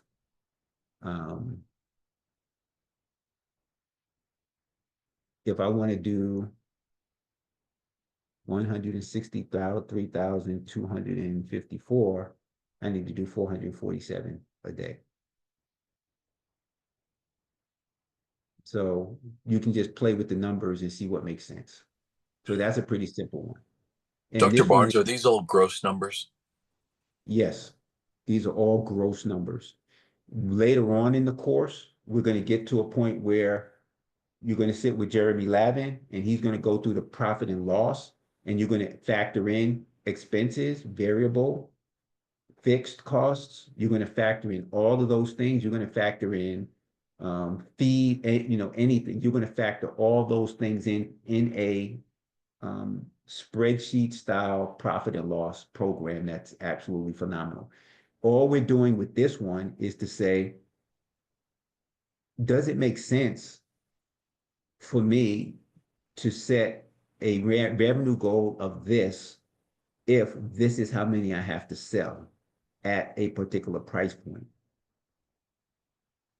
Does that make sense?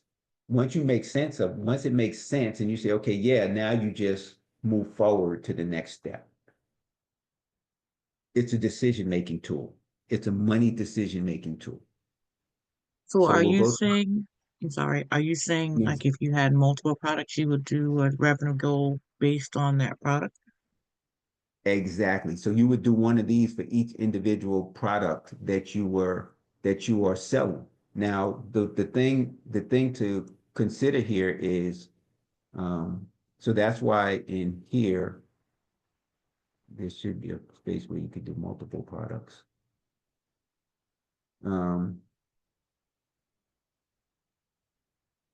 So you may say, okay, if I'm gonna do 100,000 and I can only sell 3 per day, then what other price point what other product can I put in so that I can make up the difference?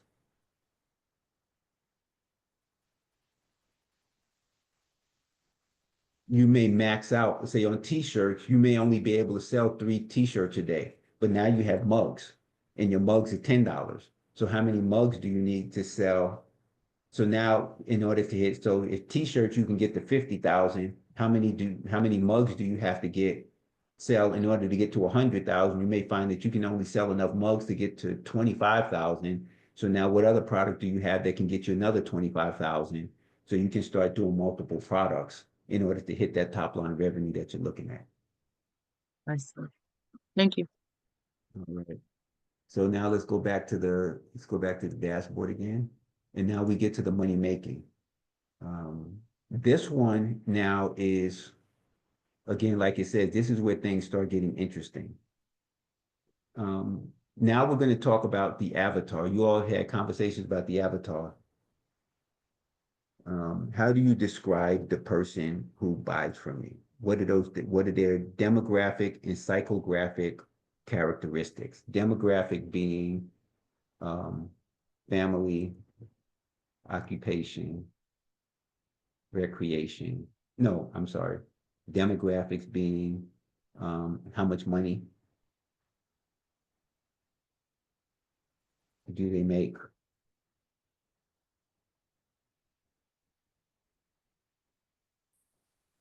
Where do they live?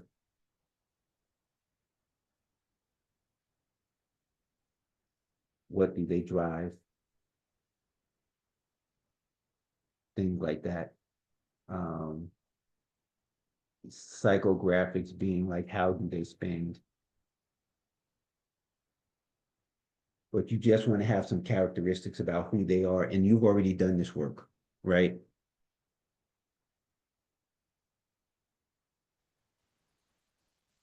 Has everybody already done this work on their customer? I think we've already done all that. So you can just plug that in. I'm not even going to save that. I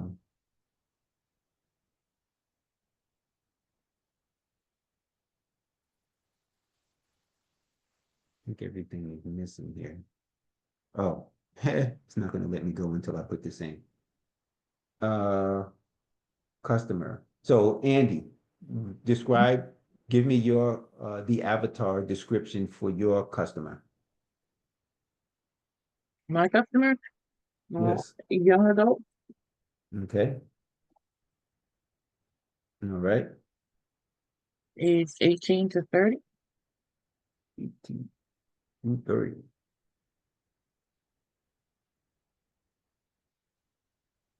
Anything else? Income? Well, we have students and we have, I didn't really put in income for them. Okay, students. But this is where you're going to go in and put in all those details. So we'll leave it at that, but this is where you put in the details for your avatar. Again, going back to emotionally, what are they buying? And you can pull that from the value proposition and just plug it in right here. So they're buying peace of mind. They're buying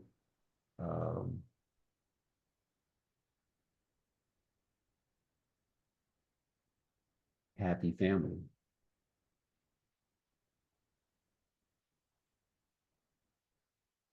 And then now this is where I want to spend some time. So I skipped through a lot of this because I want to spend some time here. This is important.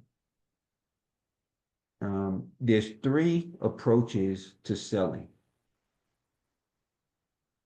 hunting, fishing, and farming. Hunting is being proactive and going after the people who are going to buy from you. You have to find them. How do you proactively seek them out? This is the customer discovery work that you're doing right now. Mm-hmm. So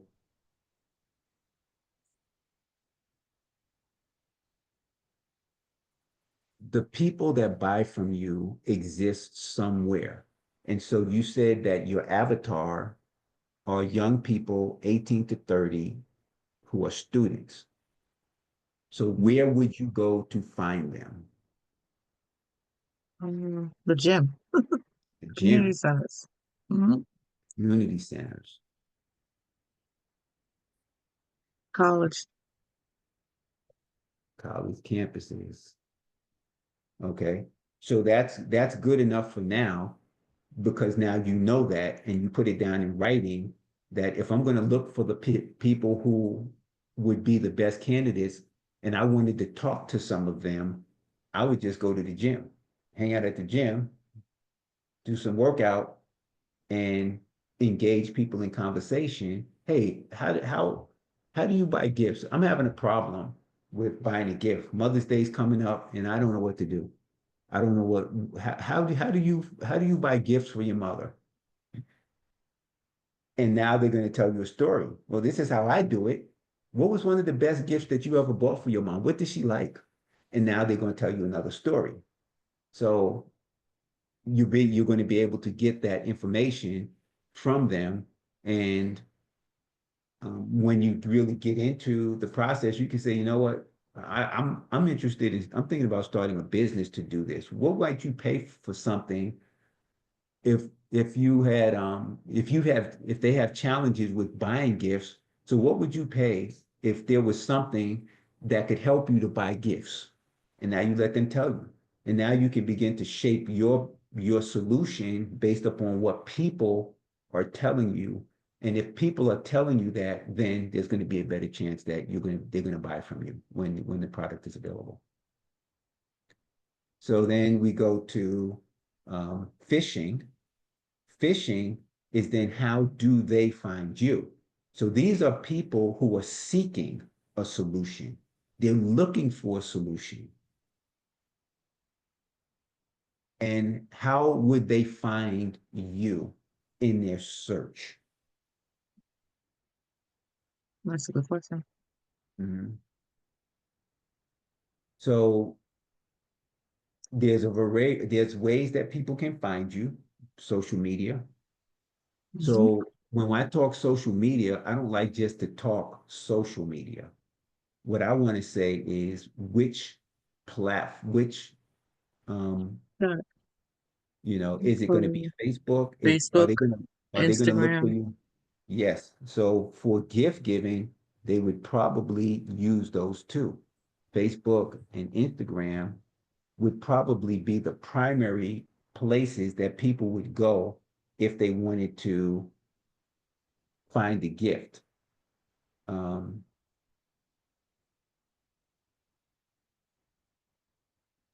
I want to put Etsy in here. So Etsy is up here as well. Amazon. But what you would be doing in here would be to say, okay, now what you're doing is you would be in some way placing your products or advertising your products on these platforms.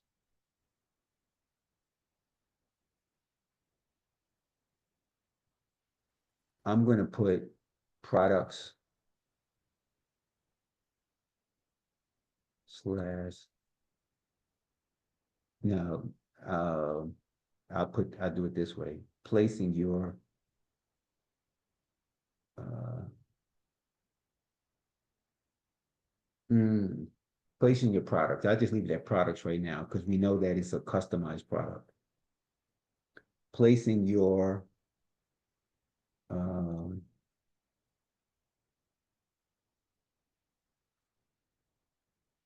I'm just going to say advertising. We can figure out later what that would actually be, how that would actually work. We can do that later. But this is basically how can they find you? It's more passive. It's more passive on your part. The first one was proactive. This one is more passive.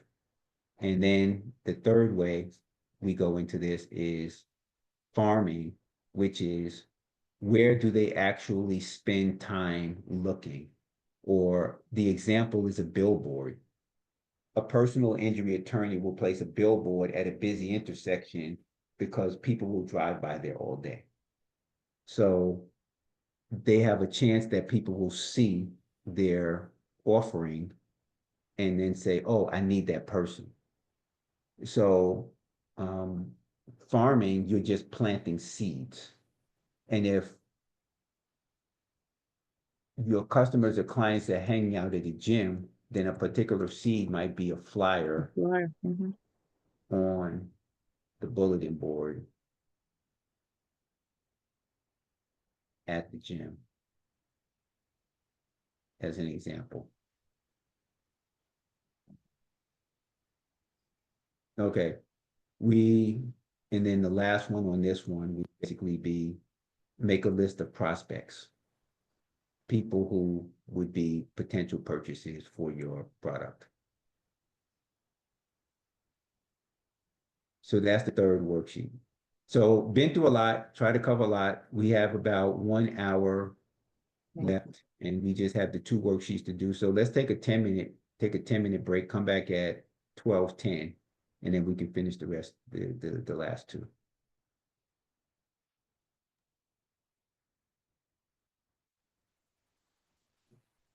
$12:10 would be a 17-minute break. 12:05. Okay. Thank you. 12:05, thank you.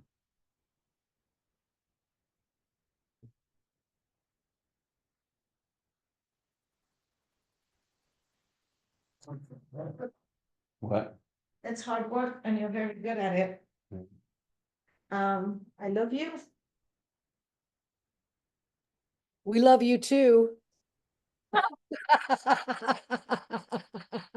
Oh, see, how are you?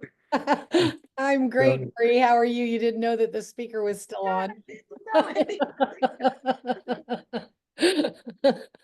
We heard You you could were- see how much I support this guy. He's awesome. He is awesome. We love him too, of course. Super great at what he does. So do I get money back for having mute on my? Yeah. No, you don't have to pay us to hear how much your wife adores you. That's okay. We love that too. And I look terrible. I came out from doing my exercise and didn't. So excuse the way I look, Rosie. You are always beautiful, Marie, always. Oh, Inside yes, and you have the out. grandbaby. Oh my God, I'll send you a new video. Okay, I'll send it to you right now before I forget. awesome. And Awesome. just the light of my life, as you know. Okay, bye, guys. Bye.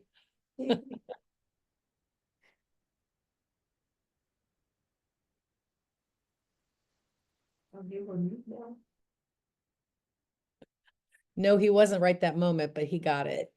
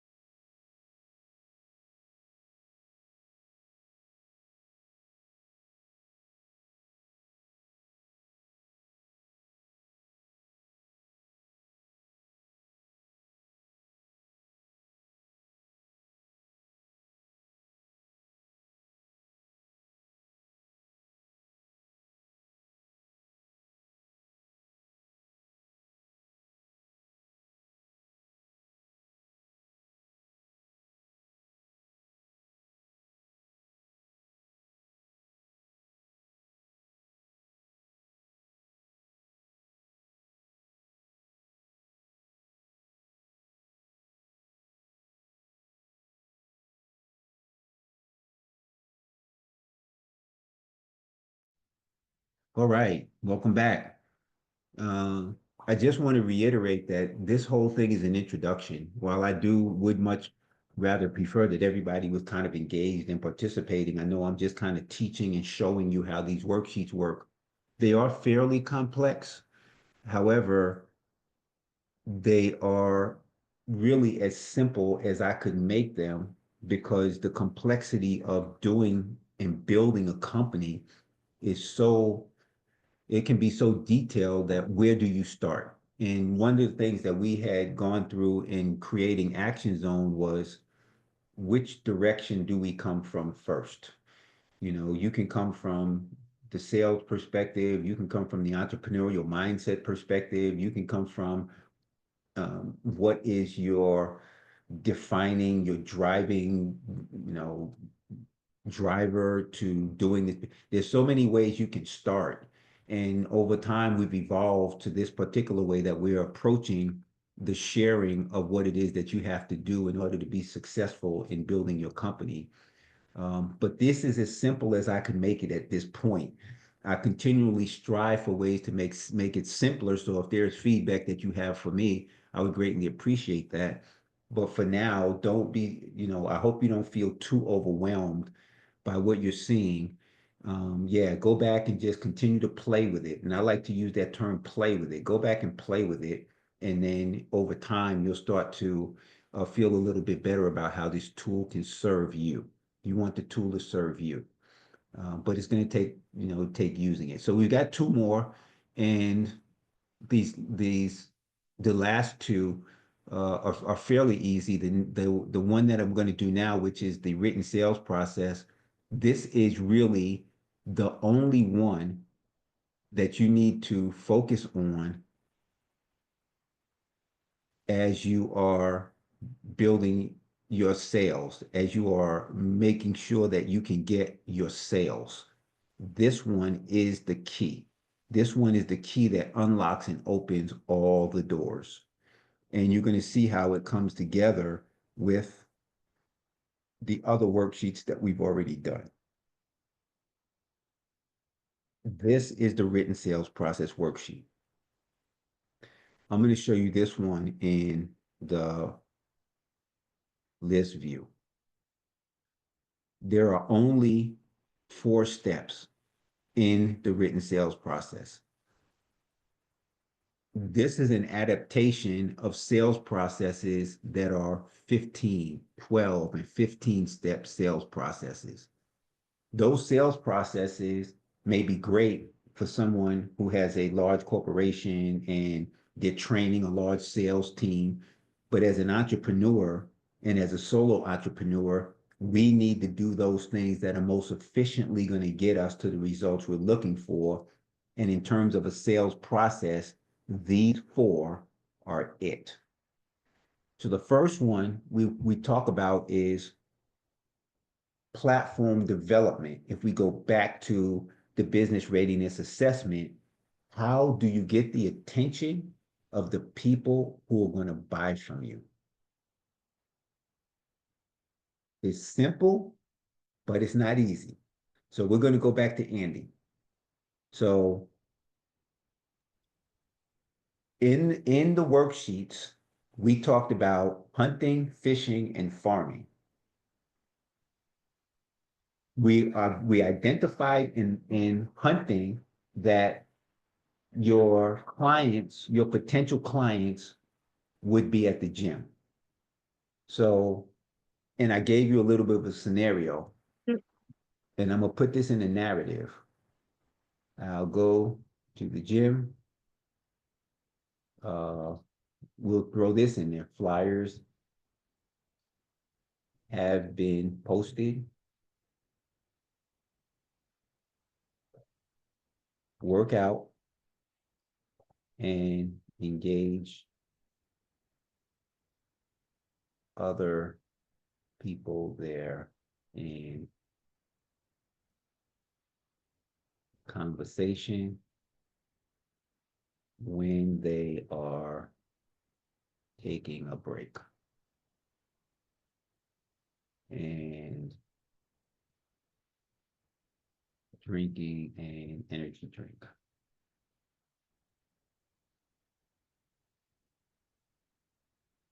That's a way you can get their attention. So let's get some participation in here. What are other ways that Andy could get the attention of the potential clients? I can wear wear my products All right. to attract attention. Yes, we're your product. Exactly. And I want to throw something else in here too, that there are 3 categories of people that you deal with in this space. You're going to deal with an end user, the person who's actually going to use and receive the product. You're going to deal with a bill payer, someone who's actually going to write the check, who's going to take the money out and pay for it. And you're going to deal with the decision maker. For the purposes of a business to consumer product, most times they're all going to be in one person. The end user is going to be the bill payer and is going to be the decision maker.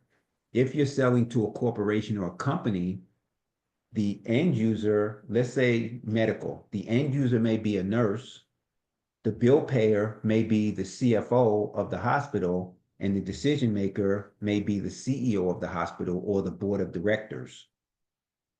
So if you're going to sell a product into a hospital, talking to the nurses is great. They're going to tell you all the problems. They're going to tell you why your product is great and why they need it. And they're going to beg you, please, please, we need this. We need your help. But they can't make any decisions and they don't have the ability to pay the bills. The decision maker being the bill payer, there may be agreement that the nurses are going to get this product, but then the bill payer says, no, we can't afford it. It's not in the budget. If we do that, then we're going to have a trade-off and the bill payer may shut it down. But if you get to the decision maker, who is the CEO will say, yeah, well, they need that. We want them to have that. If we can't do X, we won't do X, but we're going to make sure that they get that. And then you get hired. Just understanding that dynamic. So client attraction, as we're thinking about that, think about the decision maker. Is this person the decision maker? And if they're not, just understand that and say, okay, if this person is an end user, let me make sure that they become an advocate and an ambassador. So when I do have an opportunity to talk to the decision maker, they're going to be on my side. They may even lay the groundwork for me. They may lay the foundation. They may prep the field so that when I get in there, I'm going to be warmly received. So that's when you're talking client attraction, make sure you know who you're trying to attract, and you want it to be the decision maker. One more. Let's get one more. So it's an idea of what another way that Andy could attract the clients. And again, if we go back to the other worksheets, so there were so there's the gym, there's colleges and universities, She there's could do booths at certain events like cheer competitions, like different events where people want customizable products. I'm gonna put sports competitions. Sports competitions. It'd be like a home show. Home shows are great. Or even like weekend markets, like, like flea markets or like. Yep. So all great ideas. So once you have their attention, what do you say to them? When I get the attention of a decision maker who is interested in generating revenue into their company, I want to make sure that number one, I understand the problem, and then number two, that I specifically tell them how I can help them. I was at a networking event last night, and somebody I was in a conversation with a guy and he says, oh, so he said, so you do strategy development? I said, yeah. He said, so in this environment of things changing so rapidly and everything is, people are not understanding what's going on and it's impacting their businesses. He says, and how do you help them? And I had to be able to describe to him how I help. And you don't want to hesitate in terms of explaining to someone how you help. So that's what this education space is all about. So when I say to you, Andy, I don't know what to buy for my mom. I just, I'm just frustrated. I'm overwhelmed. I haven't bought her a gift in 23 years. And I think this is the year because she's getting older. And, you know, I think this is the year. I got to pull the trigger. So what do I do? What do you tell me? I would direct them to my social media pages and state how I offer customizable, specialized gifts just specifically for you.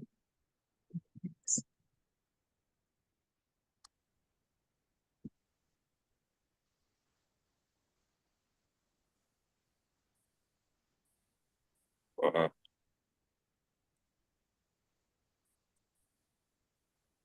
Did you have something now, Ken? Okay.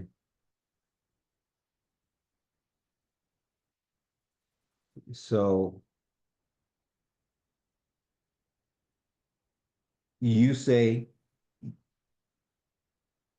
one, I don't recommend say go to my social media page.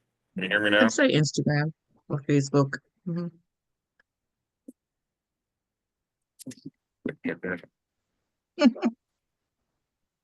Now, if I when I go to your Instagram page, what am I going to see there? You see a variety of gifts. Um, hmm, If I can interject, Go ahead. wow. Yeah. Yeah, I please. think Everyone can my contribute. my initial knee-jerk reaction when you told me your dilemma would be to really, first things first, start asking probative questions. Mhm. What is she, I see what you're saying to me. What's her favorite color? Yeah. What does she Mhm. love the most? What's her favorite animal? What's her favorite, whatever it may be? Start getting their creative juices flowing as to what they're thinking, and then work from there. Get them almost emotionally invested from the beginning. That's just sort of the idea that popped into my head. Mhm. I Can I mean, do that on Instagram? well, you said that's why I didn't know if it was a person to person conversation or if it wasn't. That's the one reason that I wasn't sure if that was the right answer. Yeah, go ahead. If I Love met to you at a hear home from show, if I met you at a home show face to face type thing, that's what I would do. On you. Instagram, I'm not sure. I don't use Instagram, so I'm not positive about that one. Mhm. So yes, no, great input. Any input is great input because it's going to spark somebody else to have another thought that then we can add in and build on that other thought. So we just throw it down. And you don't need to eliminate. I would never eliminate anything. You can always leave it in there, just like with your business model canvas. When you put a sticker on that canvas, you leave it there. You don't have to discard it later on. You can keep it.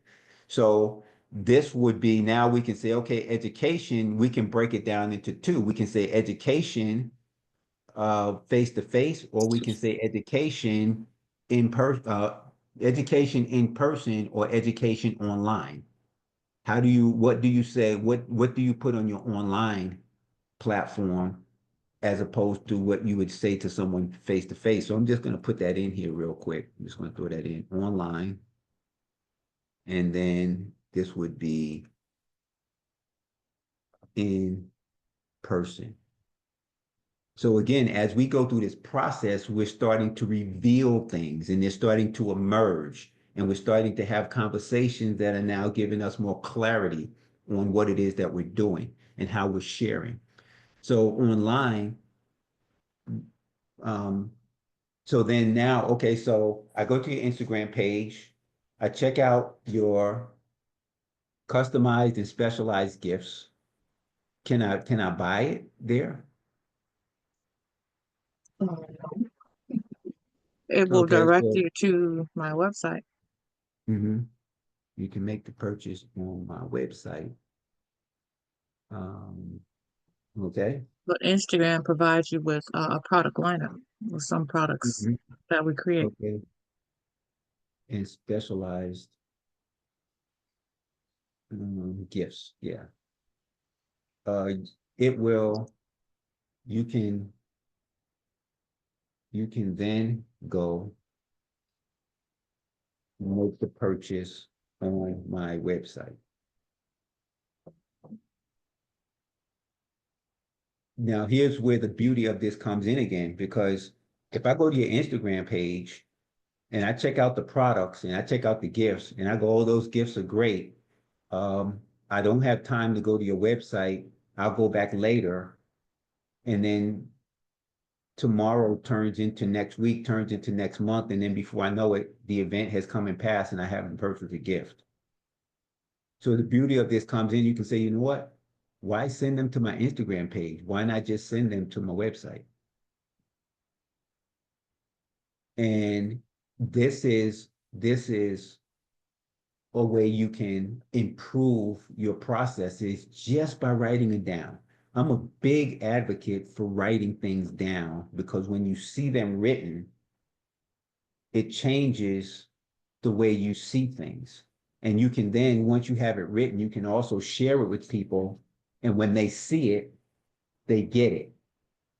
Communication is the process of getting an image from your head that's a picture into the head of someone else as a picture using word. And that's hard. So what we're doing is we're putting those words together. So then the offer is what do they get for what they pay?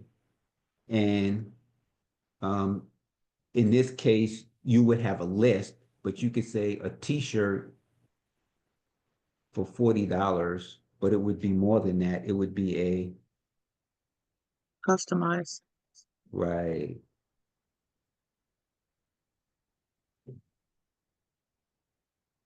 So that's your offer. And you would have, in your case, you would have a list of offers because you would have t-shirts and you could have mugs and you could have pens, whatever it is that's on your list. And the price associated with each of them. And that would be your offer. The close is simply how are they going to pay you? When they go to their website to buy the gift, like you went to my business readiness assessment, and there was a pay process there.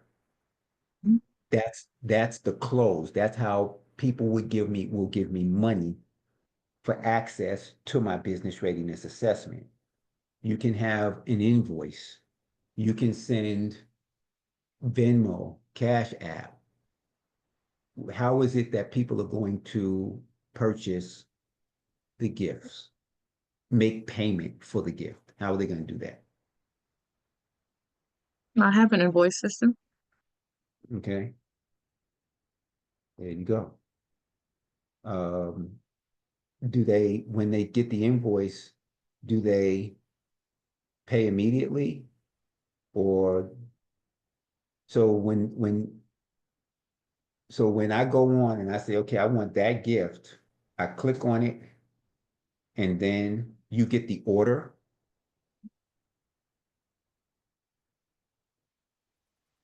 So in here, you would have to update the education and say,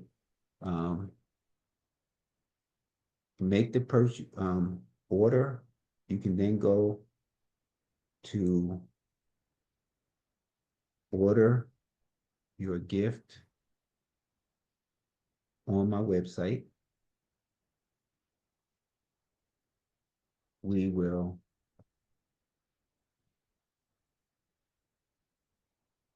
prepare the order and ship. And you could put something like within X days or weeks or months or years. I hope it won't take years to do a t-shirt. Now, invoice system, once order is received,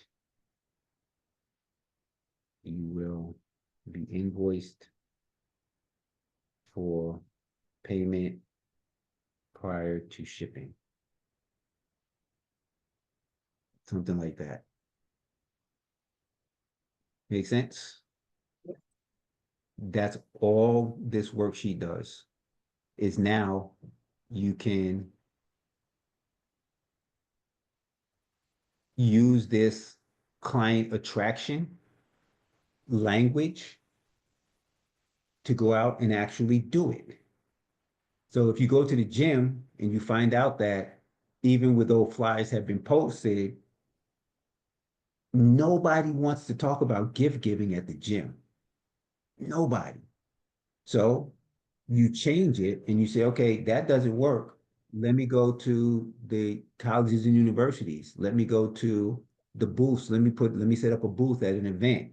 And you find where people are going to be willing to have those conversations with you, because those are actually the people at a home show are actually the ones, or people at flea markets. The people at the flea markets are actually the ones who are looking to find a variety of gifts at a reasonable price, because I have, 22 brothers and sisters, and it's going to cost me a lot of money to give them all these Christmas gifts. So I got to go find something that's going to be cost effective.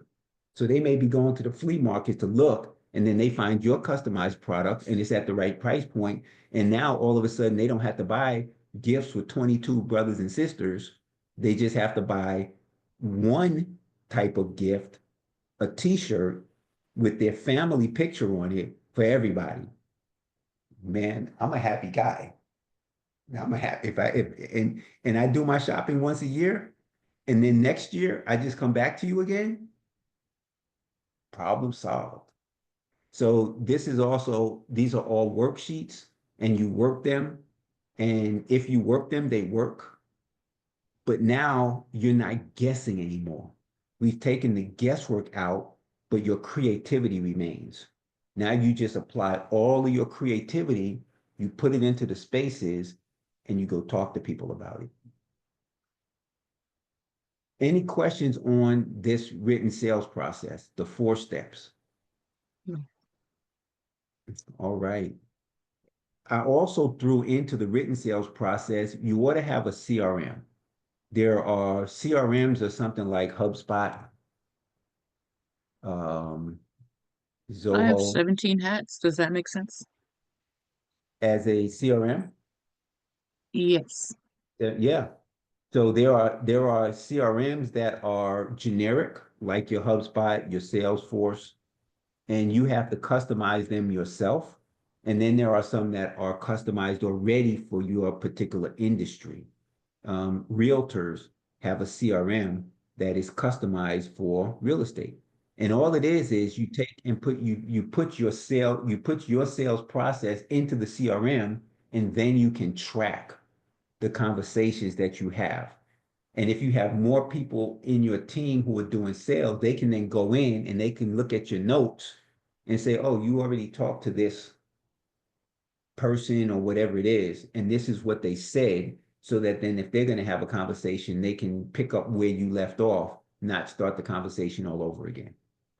So looking at a CRM, and then of course your accounting systems, whether you use Zoho Books or QuickBooks, most popular, you should have a CRM and an accounting software.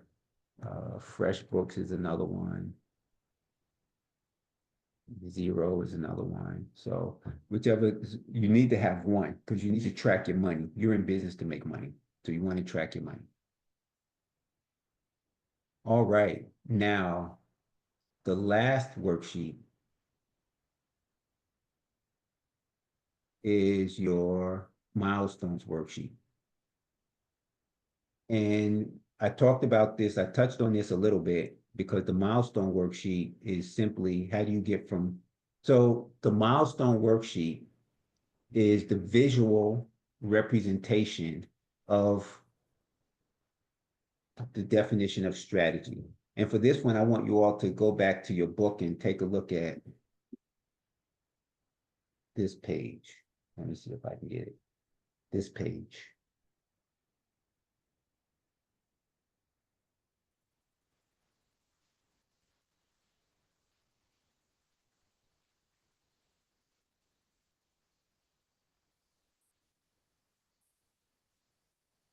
So as we look at this page, it's simple line on a piece of paper, but it's a very powerful line. On the left side, you're going to have where you are. That's your starting point. What are you doing now? Which product do you have that is closest to the dollar? That's a concept Valerie talks about all the time. So you'll hear closest to the dollar. How can you most rapidly and effectively get some money coming in the door? And it doesn't matter if it's $200 a week. It doesn't matter. You want to get some money coming in the door. Because once you get some money coming in the door, you can use that money to do what I said earlier, which is spend money to make money. Spend money to make more money. You also are building a relationship with people who have demonstrated that they're willing to buy from you. And once someone buys from you and you think about your own buying habits, you become loyal because if they deliver on the small thing, you're willing to do something a little more and then a little more. So finding that first little closest to the dollar thing is for the purpose of building relationships. With those relationships, you can then build an empire. What do you have to do? What preparatory actions do you have to take? And do you have to purchase anything in order for your business to grow? You know, ask Andy, you know, if you're going to make t-shirts, do you have to buy, you know, sort of an ironing thing that you can put the stuff on? You know, what type of equipment you may have to do that. So on the left-hand side, what is it that has to happen? And then on the right-hand side, what is the ending point? What does success look like? And what measures will tell you that you succeeded? Number one measure, I wanted to generate $100,000 in annual revenue. I either did it or I didn't. That's a measure that will tell you you have succeeded. I want to sell 15 t-shirts a day. Very tangible, very measurable. You know what, you've either done it or you haven't done it. So now you have, again, your two anchor points. Now, when you start building your milestone map, you can build it in any number of creative ways. You can say, I'm going to build my business in phases. My phase one is going to involve creating merchandise that I can sell. My phase two is going to involve finding vendors who can provide me with unique products that I can sell as gifts.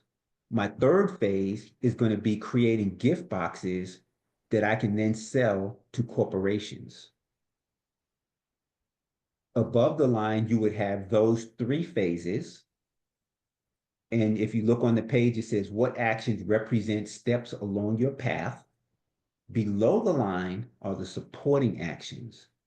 So if step one is to do t-shirts and sell those in business to consumer, below the line, you would say, purchase the equipment to make the t-shirts, purchase the t-shirts, develop a process for customizing and personalizing the t-shirts, develop a order and payment process, all of those things that would enable you to execute that phase. And then the same thing in phase two. I want use vendors to provide the gifts, which then I may put something specific on it. I buy mugs and then I put something specific on it. And then below the line, what it takes to do that. And then the last one, okay, I want to develop commercial relationships. So I'm going to do gift boxes that I sell to companies so that they can deliver those gift boxes to their employees. Phases. And how you would put that in here is now you go to your milestones and I say, okay, milestone number 1 would be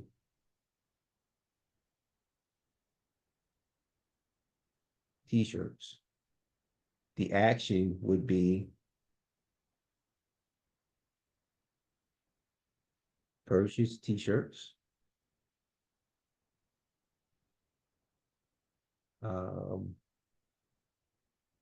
Buy iron, buy applications, develop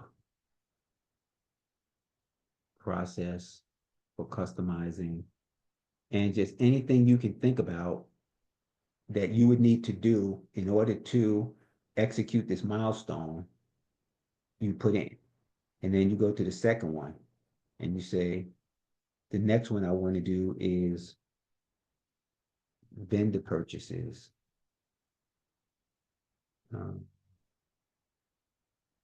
Identify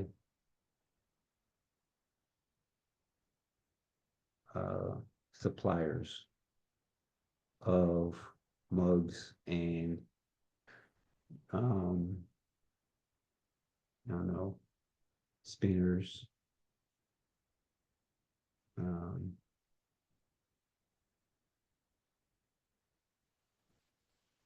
customize the I was gonna say, wouldn't one of the first things would be to identify the items you would wanna first know that you're gonna be able to customize to start off with? Yep. Because that would be like your first list that you would offer. So in this particular space, to identify the items you want to customize. Right, because I mean, to start off with, and then as you grow, then you would know what more sophisticated items you would be able to customize. Right? I mean, Yeah. I don't know, I'm just saying, that's what I would do. Well, that's the whole thing. We are turning unknowns into knowns. So none of us know. So whatever you put out is a viable idea. And then we take the raw ideas and then we start to frame and shape them into something that is more effective. So where I have identified the items you want to customize, which was your input, identify suppliers of mugs and spinners, and then customize the purchased items.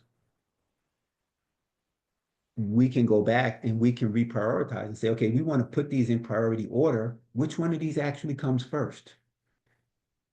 So there's a brainstorming aspect to it, and then there's a editing aspect to it. So no, you're right on target with your contribution. And this is what we're looking for. This is what we want to get from everybody in the course, throughout the course, is if it hits your brain, hey, feel free to throw it out there. This is the safe space for all of you. And the rising tide rises all boats. So whatever you contribute is going to be a benefit to your cohort members, participants. So no, that was good. And then the third one, so then I go in and I do the third milestone and say, I want to do commercial. I want to go into the commercial space. And in the commercial space, I want to do gift boxes to institutions,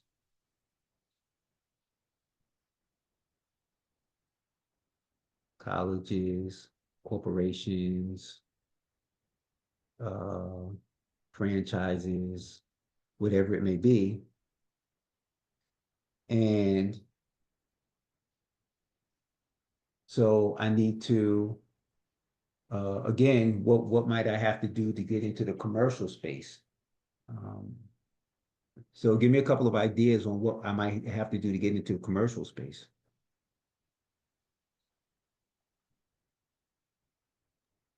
Meet with a decision maker. Communicate with the owner. Exactly. Meet with owners / decision makers. That's key. That's absolutely a good one. Let me get one more. One more action that would get you into the commercial space.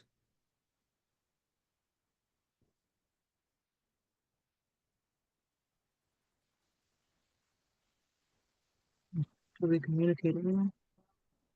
Say it again. I was thinking, like an email, but that'd still be communicating. So not the Yeah. So no idea is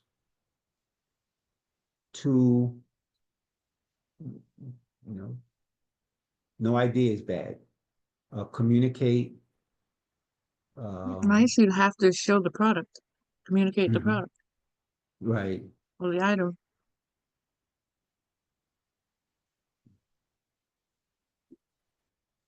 How about we say communicate the value of the product?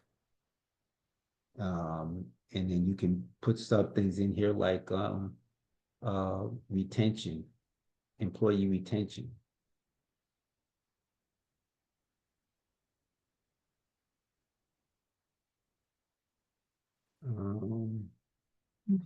And yeah, so employee retention,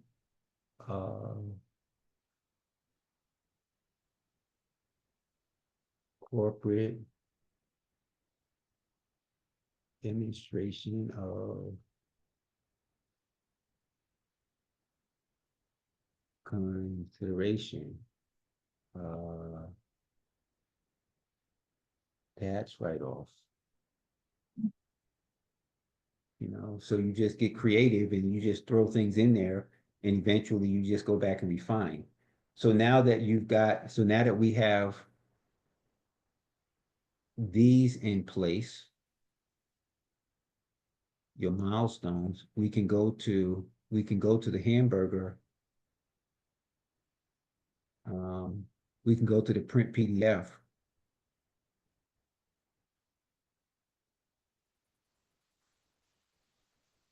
And on the print PDF, now you see your long-term milestones, t-shirts, vendor purchases.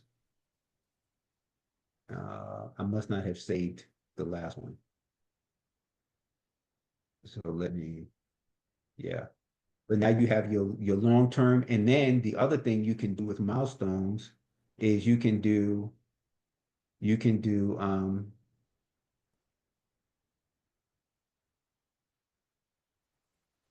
have long-term milestones,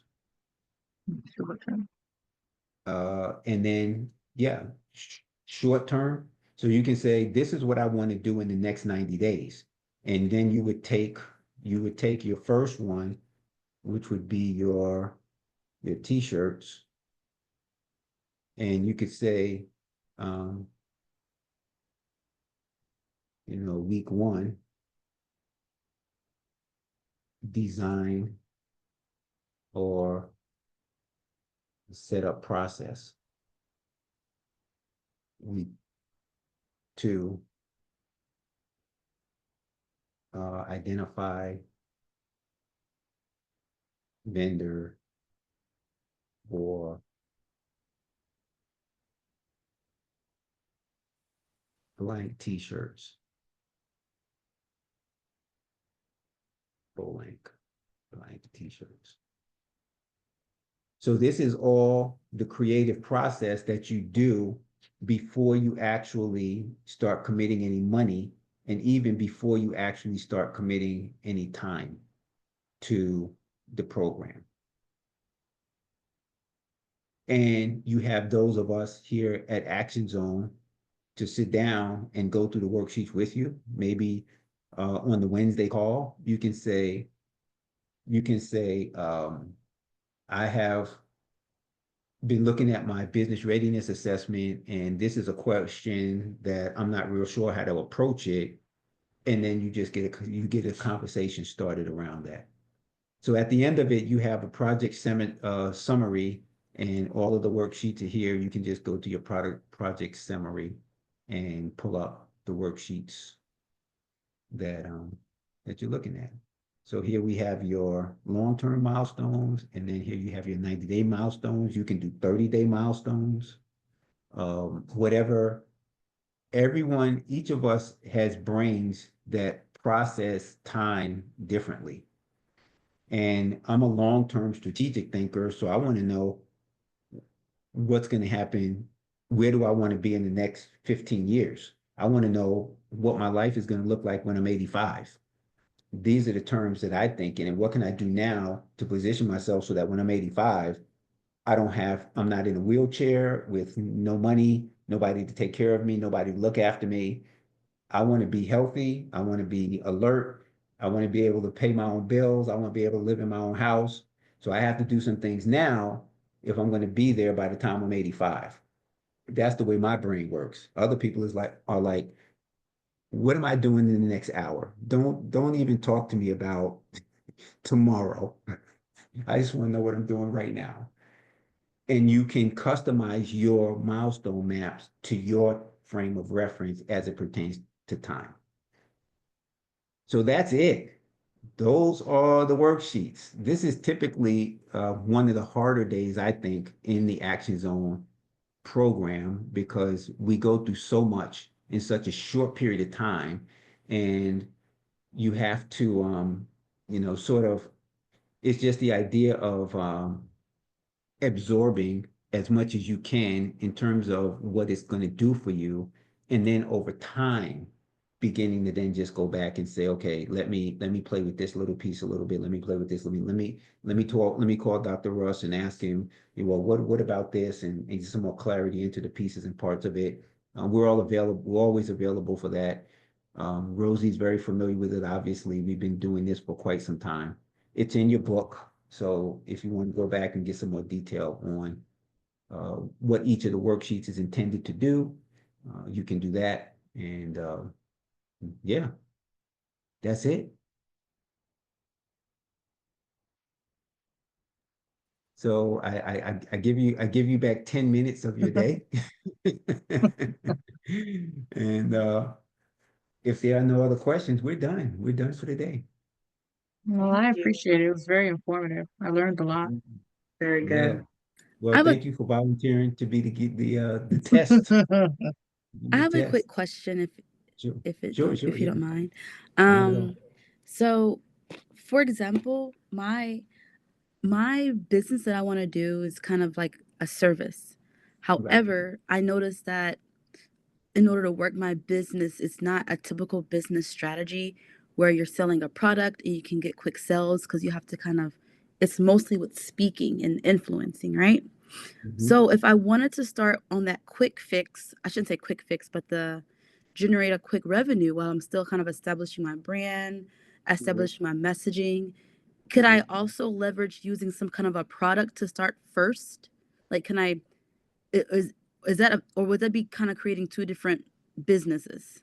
Because I want That to would kind of be do it in phases, and I'm like, well, if I know it's going to take some time to establish myself, to do workshops, to get some credibility, can I still kind of start off with a product base, something to sell? That would be two different businesses, Oh, and okay. you have to approach it as such. So if your desired outcome at the end is I want to be a professional speaker, generating, $500,000 in speaking engagements every year, you can start out by saying, I'm going to go speak at the local school, and I'm going to ask for honorariums, which might be like $200, $500. So instead of asking them to pay you on a contract and do a whole contract deal, you say, I'll come over and I'll speak, but I'm on a professional track. So if you have in the budget an honorarium, I would appreciate, you know, some compensation for my time. Now you're starting to build yourself as a speaker, you're developing your skill, you're developing your message, you're developing your personality, and you're getting paid. I have a philosophy of earn while you learn. Okay. So that's how I would, so you want to keep that one product and that milestone map focused on where you are and where you want to be. If Okay. you want to do a product, that's just a separate thing. And you would just say, okay, I'm going to do a product. I'm going to generate this much money from the product. I want the product to be this, but no, try to stay on a path in a lane if you can, because Okay. time is limited. Time is a factor. That makes sense. Thank you. You're welcome. All right. Well, then we will see you all next week and enjoy your week. And we're going to be listening for some good news when we do highs and lows. Appreciate it. Thank you. All right. All right. Have a great Thanks, week. everyone. Have a good week.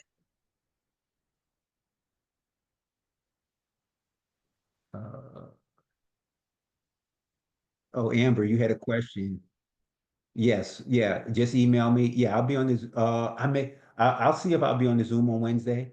But yeah, you can email me directly with any questions you have. All right.